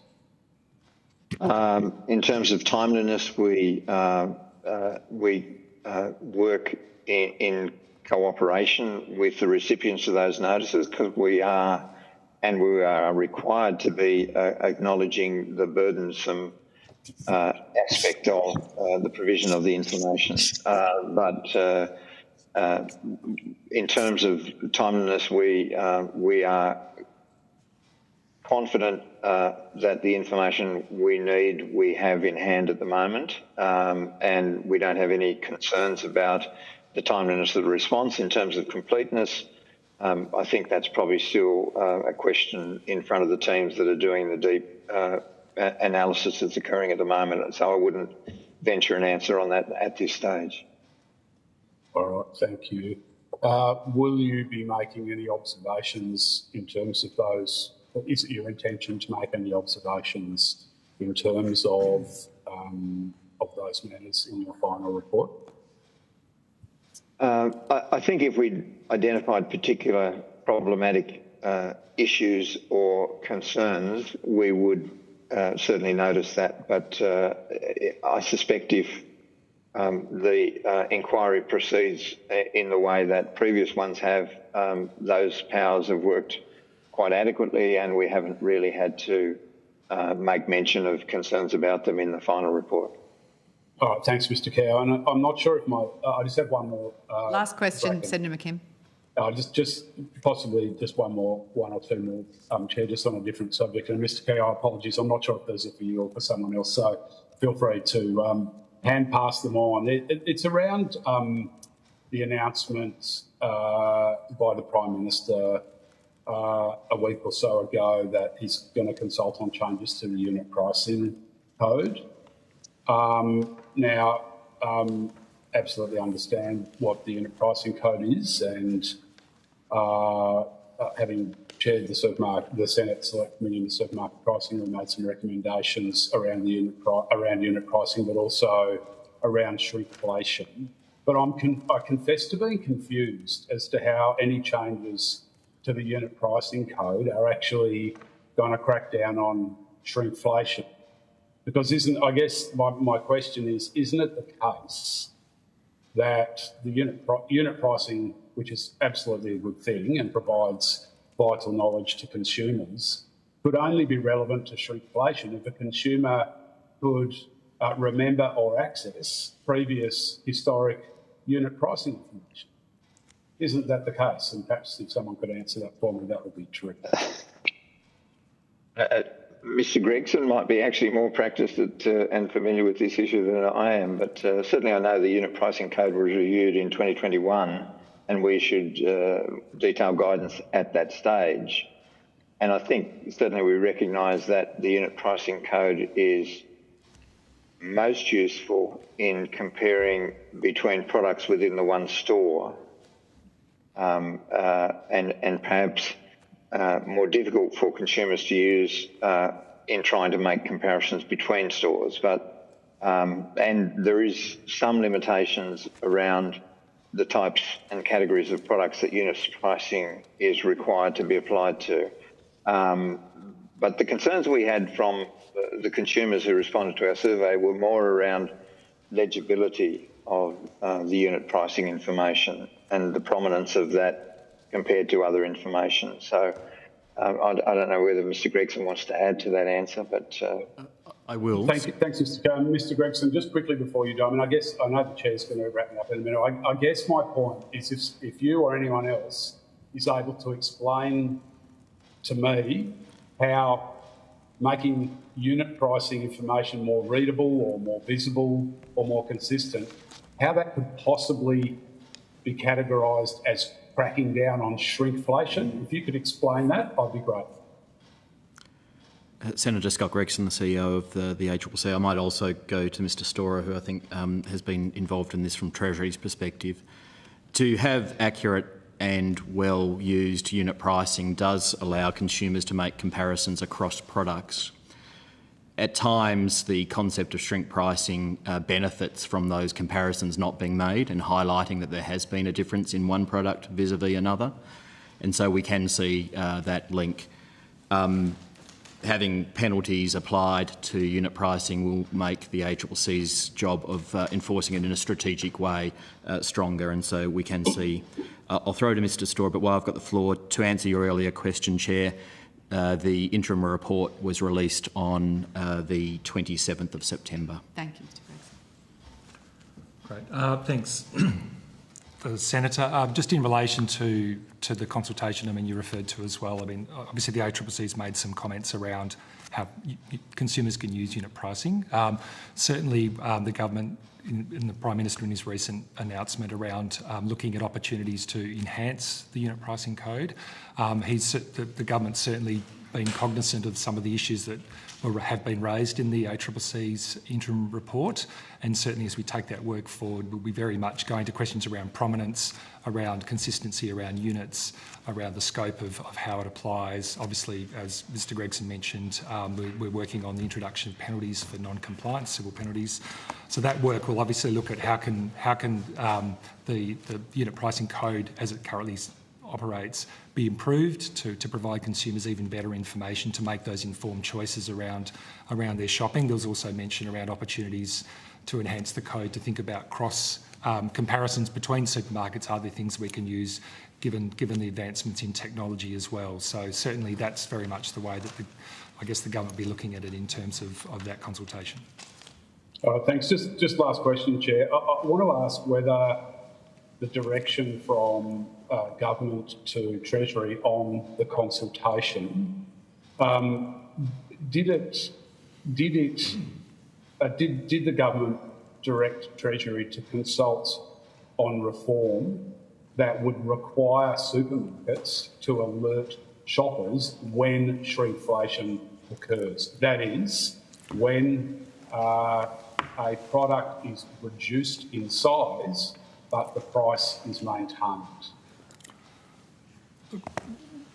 In relation to that comment, Senator, we haven't had a specific sort of direction going to that specific question you've asked, but certainly as we look at and undertake the consultation, particularly interested in what the ACCC's supermarket inquiry finds in relation to unit pricing as well. We'll look at a range of issues around how to make the unit pricing code more effective than it currently is, and we've also understand, even looking at the ACCC's inquiry report, that it actually is already quite well used through consumer surveys and well understood, but what are opportunities to enhance? But we've had no specific direction to that point. Thank you, Senator McKim. Senator Smith, and I just might warn the panel that we might keep you a couple of minutes over because Senator McKim had too many questions. Senator Smith. Thank you very much. Thank you for your participation today. The consumer experience in regards to grocery prices, is that a product of market structure or economic conditions at present? It would be easy to say both, if that's what you're inclined to say. What is the proportionality between those two drivers of consumer grocery experiences at the moment? I think we're all inclined to say both, Senator, and probably all struggling with trying to provide any kind of measure between the two, but I'll just check, yeah. Both. Mr Kerr. That's not inaccurate, but it's not completely accurate either. It's a bit of an obfuscation. You can't be more precise. Mr Bezic? I'm just wondering whether Mr Kerr looked as though he was about to Mr Kerr, sorry. Respond. I'm not sure we've considered that in great detail. But to be fair, Mr Keogh, the interim report in the first 40 pages does have many references to economic conditions and specifically talks about the decline in purchasing power of consumers and the contribution it is having to aggravating, if you like, or raising consumer awareness and causing consumer aggravation about what they are paying at the grocery store.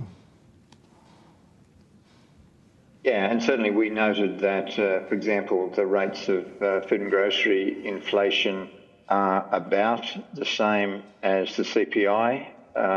Therefore, that tells us something.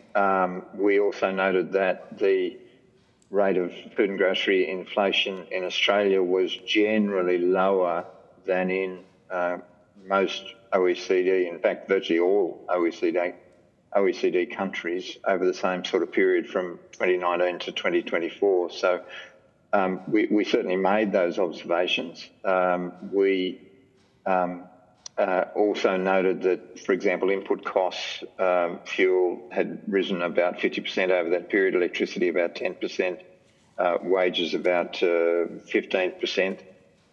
So certainly we looked at all the factors. I guess our interim report was largely focused on reporting what had been put to us by consumers and what had been put to us by suppliers. And I think we were quite careful in the introduction to note that that was what the information was and that we hadn't necessarily tested elements of that information, which we intended to in the further work we're doing at the moment.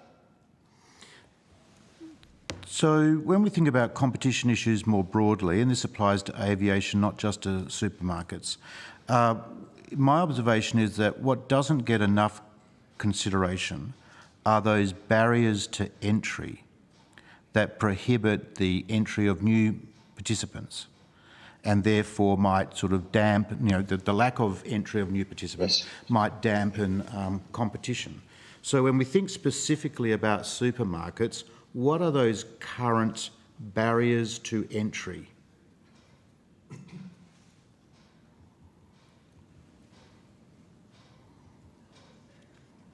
Sorry, for some reason I lost you there, Senator Smith. Okay, so my question goes to barriers to entry. What are the current barriers to entry that are dampening or diminishing a more competitive supermarket environment? We've talked about planning issues. They've been around for a long time. Yeah. Certainly, we identified in the interim report issues around acquisition of sites and access to sites. And certainly, we observed in our 2008 inquiry that that was one of the biggest difficulties that Aldi identified facing it in terms of its expansion. So certainly we identified that. I think the other issue, and certainly applies in relation to new entrants, is the cost of establishment of distribution systems and logistics associated with supply. That's obviously quite a significant cost in terms of barriers to entry into the sector. I think they're probably the two main ones, access to sites and access to distribution systems and networks, and the cost associated with getting those up and running while you're setting up a retail operation that will eventually have to turn a profit and pay back those costs. And your interim report does talk about the positive experience of Costco and Aldi in terms of the number of stores that they've been able to bring to market. So when we think about the government's 5 initiatives in response to consumer aggravation and frustration around grocery prices, which one of them deals with the barrier to entry issue or issues? Well, I don't know that the government has designed any of them, and you'd have to ask the government that, specifically around that. I think we would certainly prefer to reach conclusions in our inquiry before we got too prescriptive about what particular solutions might be available, if any, to improve competition in the grocery sector and benefit retailers and benefit consumers. Would Treasury officials like to respond to that? Mr Bezzi? I might just make a couple of points about the merger bill.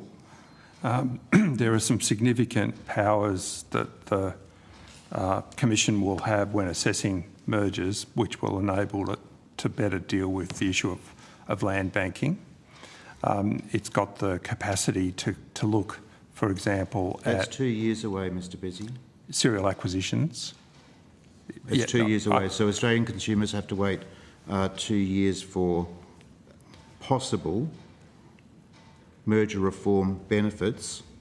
That's 2 years before they're active. Well, 1st of January 2026 is the proposed commencement date. There'll be a capacity to voluntarily notify from the 1st of July next year, so that's not quite 2 years away. So, one initiative. That's the first one I was going to mention.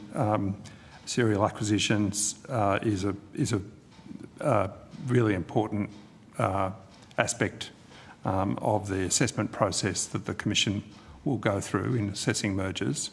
But there's also a clarification of the actual test, the substantial lessening of competition test, to make it clear that the assessment includes an assessment of whether the acquisition will create, strengthen or entrench substantial market power. That is an important change because it will enable the Commission to look carefully at acquisitions within local markets and what the impact might be within local markets of a particular acquisition by a supermarket operator. Mr Bezzy, Australian consumers are looking for immediate relief to cost of living pressures, not limited to, but largely in the form of having to pay higher grocery prices. The merger reforms, as necessary and virtuous as they might prove to be, is not providing that immediate relief. So I just want to turn to each of the government initiatives that I've identified to understand what is the program or the plan for implementation. So, Mr Maveski, you mentioned the Emerson review and you identified the mandatory code. Of the 11 recommendations, 8 of them related to the mandatory code.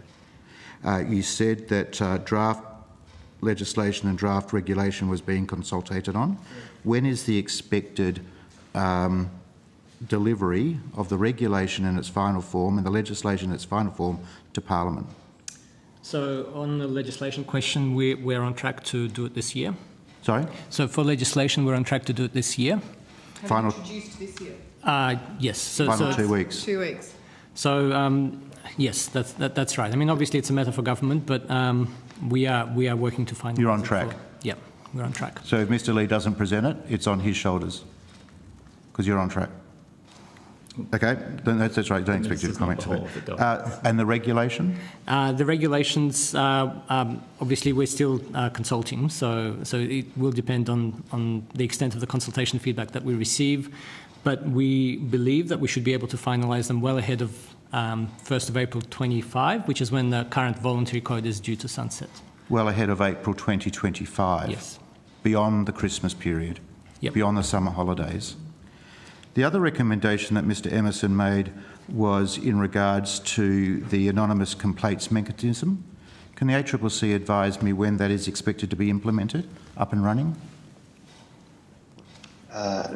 Can advise you, Senator, that we've got, including through proposals that flow from the food and grocery revisions, the ability to do that.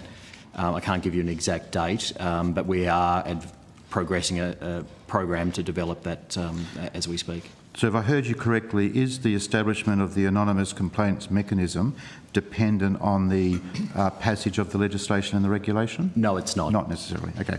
Is the ACCC working to a time frame?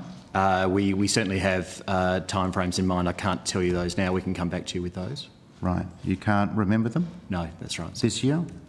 Unlikely this year. Unlikely. Before the election? Quite possibly. When's the election? I don't expect you to answer that. Asking the wrong person, I'm afraid, Senator. Okay, thank you. But not this year.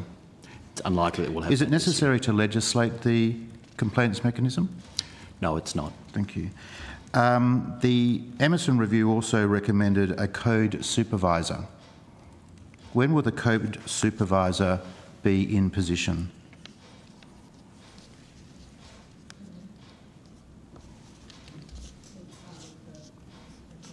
I think it's part of the legislation. So you're doing the legislation, Mr Maveski. Is it part of the legislation?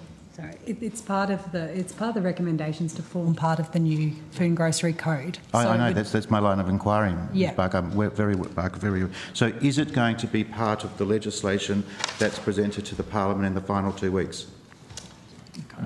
It's part of the code rather than the legislation. So the legislation is around the penalties and then the code. So my question then is, when will the code supervisor be sitting in their seat acting as the code supervisor? So Senator, no doubt we have to actually set up the position. Then we have to appoint someone.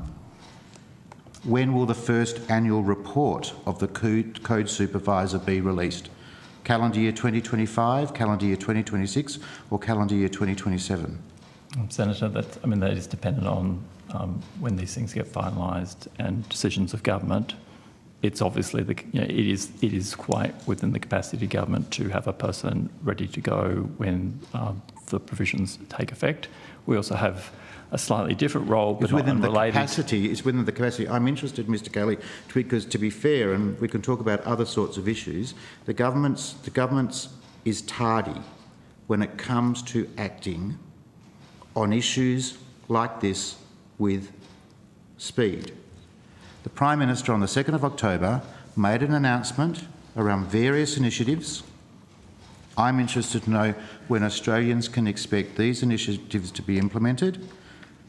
And just to put you on notice, I'm interested to know what is the cumulative effect, I'm looking for a dollar figure, what is the cumulative effect of these initiatives on the prices that Australian consumers pay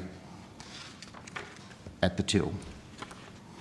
So, don't interrupt my chain of thought. When is the code supervisor going to be in position? Senator, sorry, so just to clarify, we do have an independent reviewer currently, so that function will be basically renamed to and reoriented to become the code supervisor. So there is a position in place at the moment. So that's something that could have happened this week? Sorry, renaming a position? There is an independent supervisor at the moment. It's Mr. Leptos. Under the recommendations of Mr. Emerson's review, there are some changes to that role and the name changes. So when will the code supervisor, the current person is explicitly mentioned, the code supervisor explicitly mentioned in Mr. Emerson's review, when will it be up and running? And what is the first calendar year that the first annual report is expected to be delivered in? Perhaps you can take that on notice. Thank you. The ACCC final report will be available by the 28th or on the 28th of February. If it contains various recommendations, when are they expected to be given effect? Before or after the budget in 2025? It would have to be after, because at the moment the budget is in March. So post-budget 2025. So when we think about the merger reform legislation, we touched on briefly, Mr. Bezzi, the proposed commencement date is 2026. Yes, the 1st of January 2026. Thank you very much. The Prime Minister announced consultation on the unit pricing code in his media statement of the 2nd of October. Can you explain to me what is the consultation process and what is the time frame? Look, so obviously this has only just been announced in the last week. Certainly we're very interested in terms of Treasury's leading that work. We're very interested in what also the work that the ACCC is currently doing through their supermarket inquiry, which is has already been looking at unit pricing and will continue to do so. So that will certainly be very significant input into that work. We are starting to gear up for that, but that will be something that we'll need to obviously develop a consultation paper and obviously think about what other sort of aspects of that are. So that will probably be something we wouldn't be able to land certainly before the end of the year, but we will be starting to progress that work and taking that into the first half of 2025. Will you begin that work this year? Will the consultation paper be released this year? I would not think we'd be in a position to release a consultation paper this year, but we're certainly starting work on that alongside some of the other priorities that we're progressing at the moment. Why did it take the Prime Minister to the 2nd of October to announce consultations around the unit pricing code when the ACCC had identified unit pricing code issues in its February 24 submission to the supermarket inquiry? Well, from Treasury's perspective, there was a substantial review of the unit pricing code undertaken in 2021, and the conclusion from that review was to remake the code for another 10 years till 2031, and the conclusion from that review was that it's broadly effective. Without any substantive changes, is how the ACCC weren't substantive changes at that point. So under that normal sort of pricing code review process, there wasn't an intention at the time to undertake that review until towards the end of when that code would come up for sort of renewal. So obviously there's been work that the ACCC's undertaken through their supermarket inquiry, which has revealed some things that certainly the ACCC think are worth looking at to enhance the code, and that's something we will keep in mind as we progress this consultation. One fifth of the government's proposed responses to the cost of living pressures, the frustrations and aggravations that Australians are experiencing at supermarkets, is expected, if all goes well, to be implemented by the end of this year. I suspect that the remaining 4 won't be implemented until the next Parliament. Is that an unfair characterisation, Mr Kelly? It's not how I'd characterise it, Senator. Like when I think about the ranges of things the government's announced, so the government. So when I think about one key bit of the government's response in respect of supermarket prices, it has many other elements of its response to cost of living issues, many of which have taken effect. But supermarket inquiry from the ACCC is one. Usually what we see from an inquiry such as the inquiry the ACCC is conducting, or even what we saw in the kind of Royal Commission in respect to banks, it affects behaviour from the kind of the large players and those players subject to the inquiry. When Australians begin their Christmas shop this year, and when they enjoy their summer holidays, there will be no relationship, no decrease. None of these initiatives will have been implemented or given effect, driving lower grocery prices. So it started with the supermarket inquiry. The government's also commissioned Choice to do the quarterly surveys to assist consumers to find better deals. Which is educating consumers. Educating consumers, yes. But educate consumers who make better educated choices can reduce the average cost of what they're spending for the same amount of what they buy. In the same way that the government providing additional funding to the ACCC, which can start. Final question from me, Mr Kelly. Has the Treasury modelled the price impact of any or all of these particular initiatives on grocery prices in supermarkets? So just to finish the last sentence, Senator, so I think the additional funding provided to the ACCC in respect of enhanced enforcement is also another mechanism to ensure that the prices and the information available to consumers allow them to make decisions in a more informed way, which again should have a positive effect on reducing kind of average prices that they face. But I might turn. But it's not fair to characterise that $30 million as being used only for supermarkets and retailers, because the Prime Minister's statement makes it very, very clear that he says provided the ACCC with $30 million to boost to crack down on market conduct that pushes up cost of living pressures for Australians, like misleading and deceptive pricing practices at supermarkets and retailers. So it's not accurate to say, please correct me if I'm wrong, it's not accurate to say that that $30 million is going wholly and solely to supermarkets and retailer enforcement. So it will ultimately be up to the ACCC how they use the money, but it is that is one of the things that is there for, and that can have immediate effects on behaviour and prices, the average prices people pay. I might just check if colleagues. Very much directed to those sectors. The only other thing I was going to make, and I don't know if colleagues want to add to it, is I think the PC has been commissioned to do modelling of the impact of the national competition policy reforms, so they're working on that. We've spoken about some of the elements of those. National competition policy reforms, I've read the paper, you won't be surprised to hear that. a 10-year program of national competition policy reform. A 10-year program.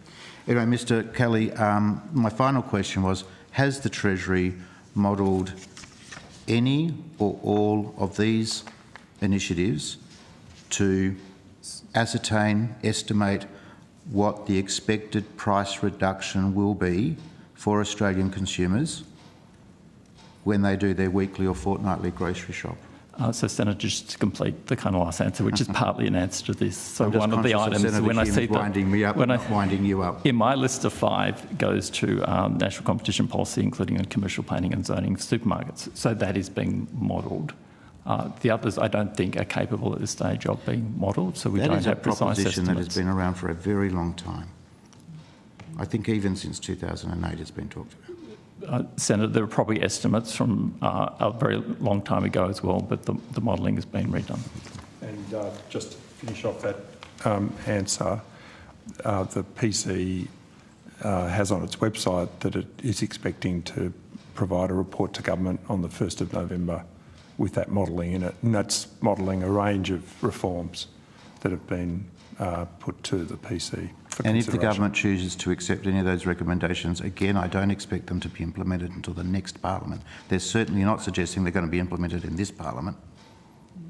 But Chair, did I get a question to my, did I get an answer to my question around whether the Treasury has modelled or estimate what is the price reduction that Australian consumers can expect from one or all of those government initiatives? So, Senator, I think I've answered it. It's on the national competition policy side, the modelling's been done. We do not have specific estimates for the other items in that list. Thank you, Mr. Kelly. Thank you. Thank you, Senator Smith. Just before we let you go, I want to ask a question. Probably Mr. Gregson's best place to answer this.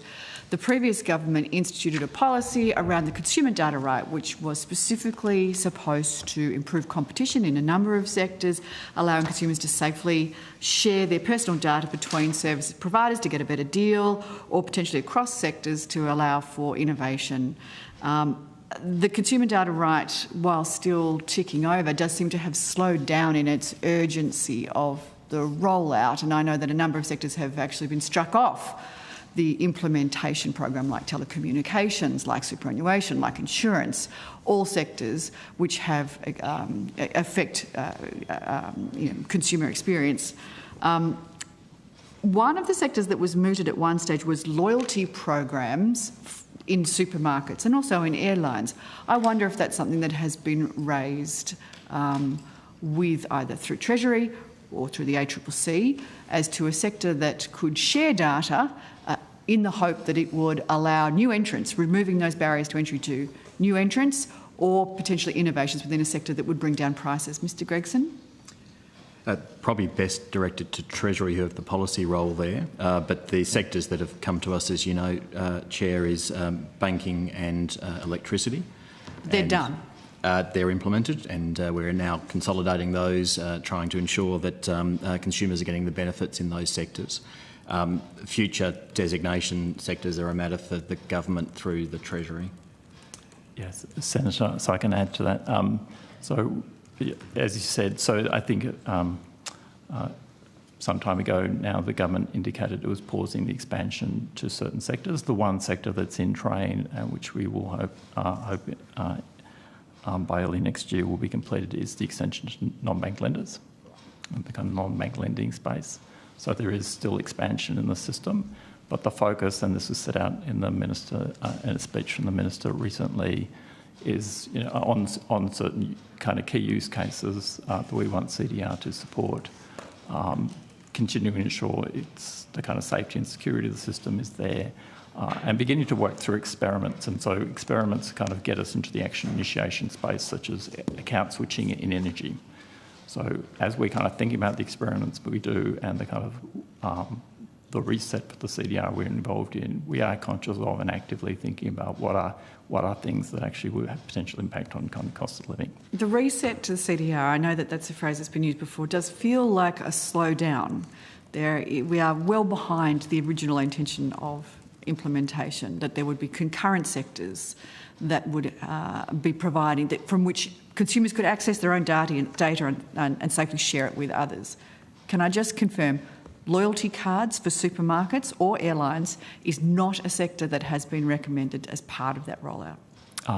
No, Senator. Okay. So I can't even remember. So having been in the job for about 18 months, I can't even remember it being on the list of previous potential sectors. Previous ones. Yes.